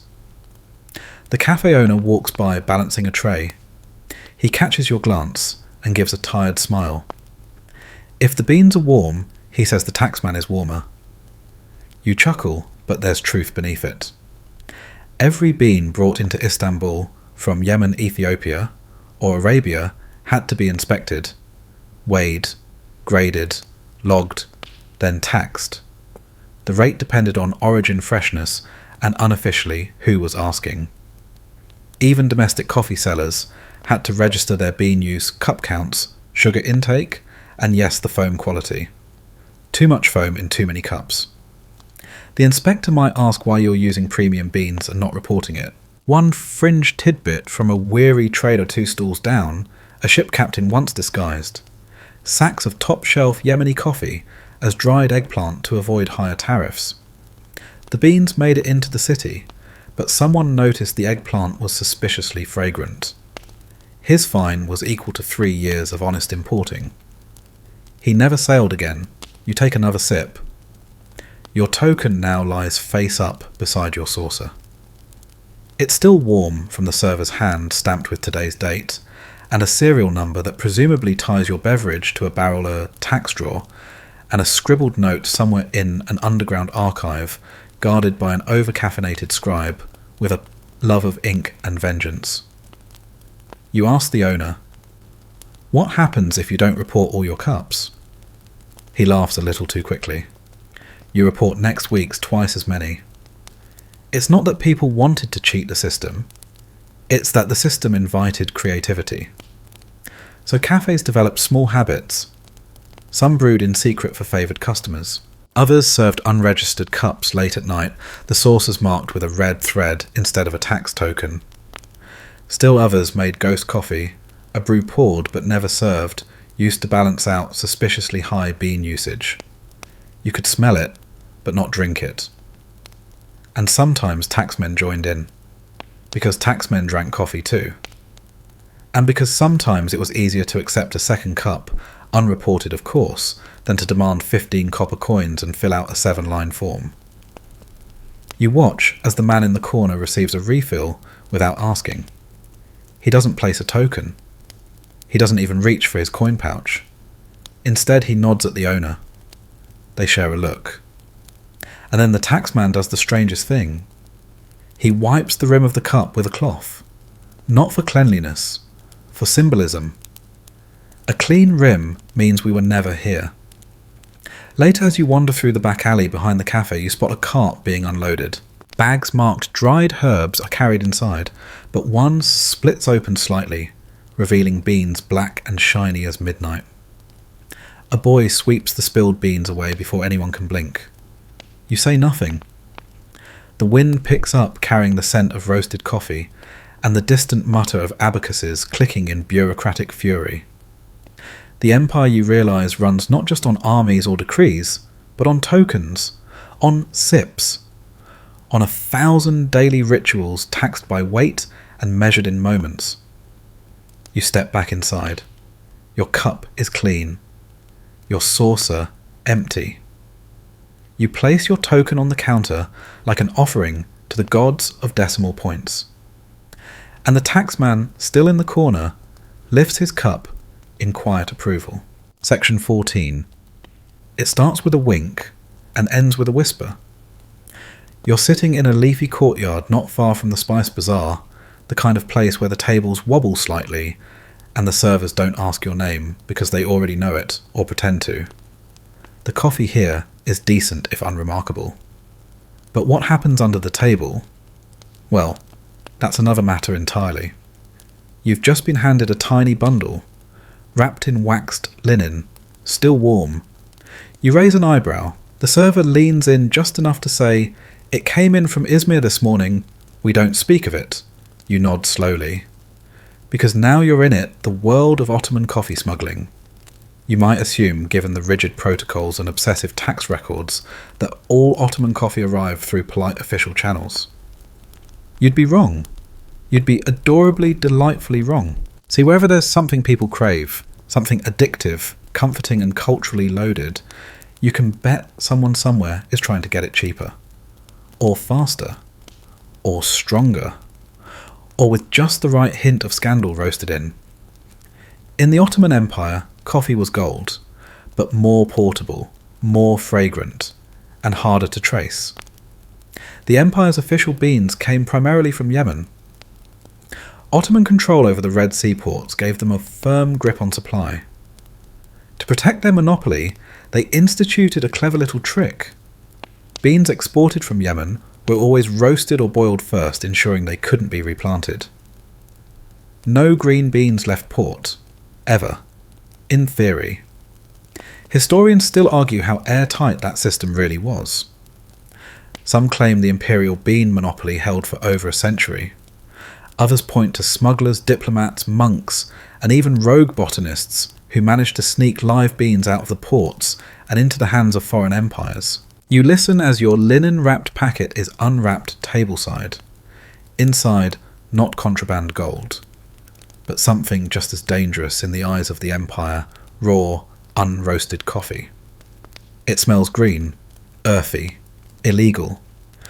Fringe tidbit from a port official's great-grandson, you met 2 cafes ago in 1650, a Sufi mystic disguised a bundle of coffee seeds inside a hollowed-out date and walked them overland to Syria. He did this every month for 3 years. Eventually he planted his own grove. He died of old age and mild smugness. The Ottoman authorities were not amused. In response, coastal cities doubled inspections. Ship manifests were checked twice. Bean sellers had to swear oaths over their roasters. In some cases, imperial guards were posted at roasting stations to ensure every bean had been purified. But smuggling like coffee thrives under pressure. You hear stories now told in half-jokes and quarter-truths of merchant ships with secret compartments filled not with spice, but sacks of green beans soaked in rosewater to disguise the scent. Of diplomatic caravans that accidentally packed more coffee than their inventory listed always for gift purposes. Of entire villages that quietly planted contraband saplings in back courtyards, watering them at night by moonlight and burying the leaves under potato peels. The empire cracked down, of course, but how do you police a craving? The demand for bolder brews, untaxed, untracked, unblended, grew. Certain cafes, known by their creaky floorboards or slightly burnt door frames, began serving what became known as Karanlık Kahve dark coffee. It was stronger, richer, and somehow slightly defiant in taste. Patrons swore they could feel the law breaking in their veins with every sip. You try it. It's more bitter. The foam is wilder. There's no cardamom to mask its honesty. It tastes like a secret that's been waiting to be told. The server winks again. You ask how they get it. He shrugs. A man who knows a man who once bought sugar in Salonika. That's the chain of trust. It's not always grand ships and shady couriers. Sometimes it's just a fisherman who keeps a bag of beans under the nets. A monk with a green thumb. A widow who trades sack for sack. In some districts, the smuggling got so efficient that the official coffee started to taste like the counterfeit version just to keep customers loyal. One cafe, you're told, burned incense made from the peels of smuggled beans so the scent would waft through the street and lure in regulars with a whiff of forbidden roast. You're not sure that even worked, but you admire the creativity. Of course there were consequences. When smugglers were caught, fines were heavy. Reputations collapsed. In rare cases, cafes were shut down overnight, their chairs stacked in silence, and their pots confiscated like weapons. But for every punished merchant, 2 more filled the gap. Because coffee wasn't just a beverage now. It was a currency, a gesture, a rebellion in a porcelain cup. The irony, of course, is that by trying to control coffee so tightly, the empire made it even more precious. And where value rises, shadow markets bloom. You finish your cup, unmarked, unpaid for, unofficial, and feel a strange rush. You just broke the law, in the nicest way possible, and no one arrested you. In fact, they poured you a second. That's the Ottoman paradox, a civilization of strict laws, elegant rituals, and imperial order. That still couldn't stop a few beans from slipping through, and maybe it didn't really want to. Section 15. The hour is late, but the coffee's still flowing. You're seated once again in the cafe near the harbour, the one where cushions sag like old men, and the ceiling beams groan louder than the customers. Outside, the moon hangs low over the Bosphorus, tugging at the waves like an absent-minded housekeeper straightening the linens. This is your last cup, not just of the night, but of this whole long journey. And it's fitting that the coffee arrives with no ceremony, just a nod, a clink, the scent of cloves and memory. No token this time. No tax collector watching from the corner. No tray of incense or calligraphy on the saucer. Just the cup, warm, familiar, unmistakable. And you're finally starting to understand what made this drink, not wine, not tea, not sherbet, the soul of the Ottoman Empire. Historians still argue how coffee managed to survive the empire's exhausting love of red tape. Some say it was the cultural momentum. Once thousands of people start drinking something daily, no amount of paperwork can stop them.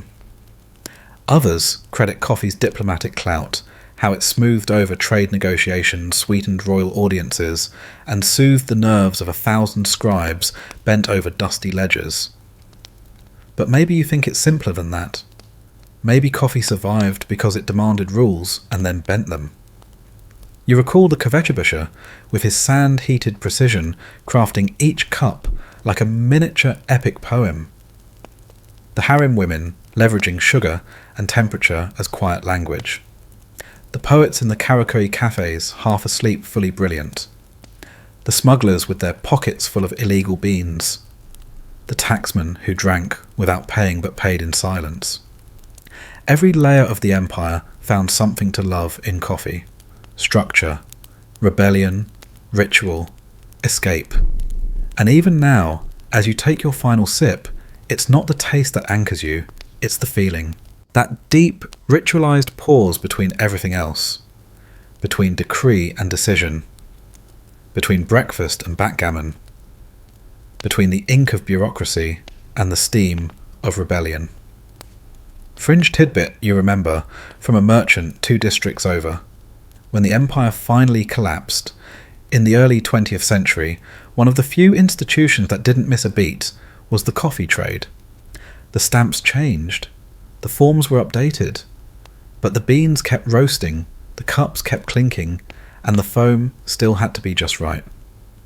You lean back now, watching as the cafe closes down around you. Someone flips chairs. Someone else yawns behind a counter.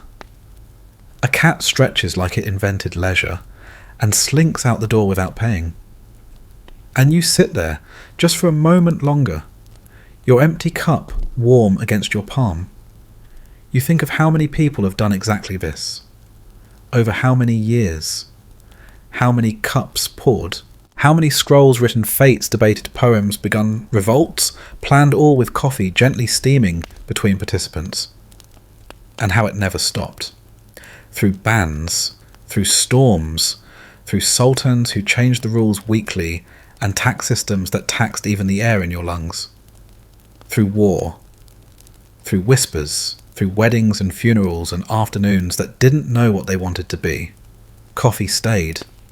And not just because of habit, but because it created something the empire itself needed a moment of humanity inside all the protocol. You finish your last sip, the grounds settle like stars across porcelain. You do not read them. You don't need to. You already know how this story ends. The cup is empty. The empire is gone. But the ritual, the pause, the breath, the quiet heat between your fingers remains. Now let everything fall away. The lamps are dimming in the cafe. The last coals have cooled to a soft glow. The trays are stacked, the copper pots polished, the scrolls tied with ribbon and shelved. No more tokens to tally. No more foam to fuss over. No more noise. You've travelled across centuries tonight, from palaces to poetry dens, from tax ledgers to spice-smuggled alleyways. You've watched a drink become a language, a ritual, a quiet, necessary pause in the loud machinery of empire. Now let your breath slow. Inhale, hold, exhale. Let the weight of cushions cradle your limbs. Let the warmth of coffee memory linger just behind your eyelids. Let the slow rhythm of Ottoman evenings, candles flickering, fountains trickling, porcelain tapping gently rock you into rest. There is no sultan to serve now, no smuggler to avoid, no scholar debating destiny. Only you in this quiet moment as the empire of coffee closes for the night. And in that stillness, your body remembers what the mind sometimes forgets, that sleep like a good cup must be earned slowly. Let it steep. Let it settle. Let it carry you. You are not being watched. You are not behind in your forms. You are not required to explain your absence. You are for now just someone who had a warm drink, and who has nothing left to do but dream.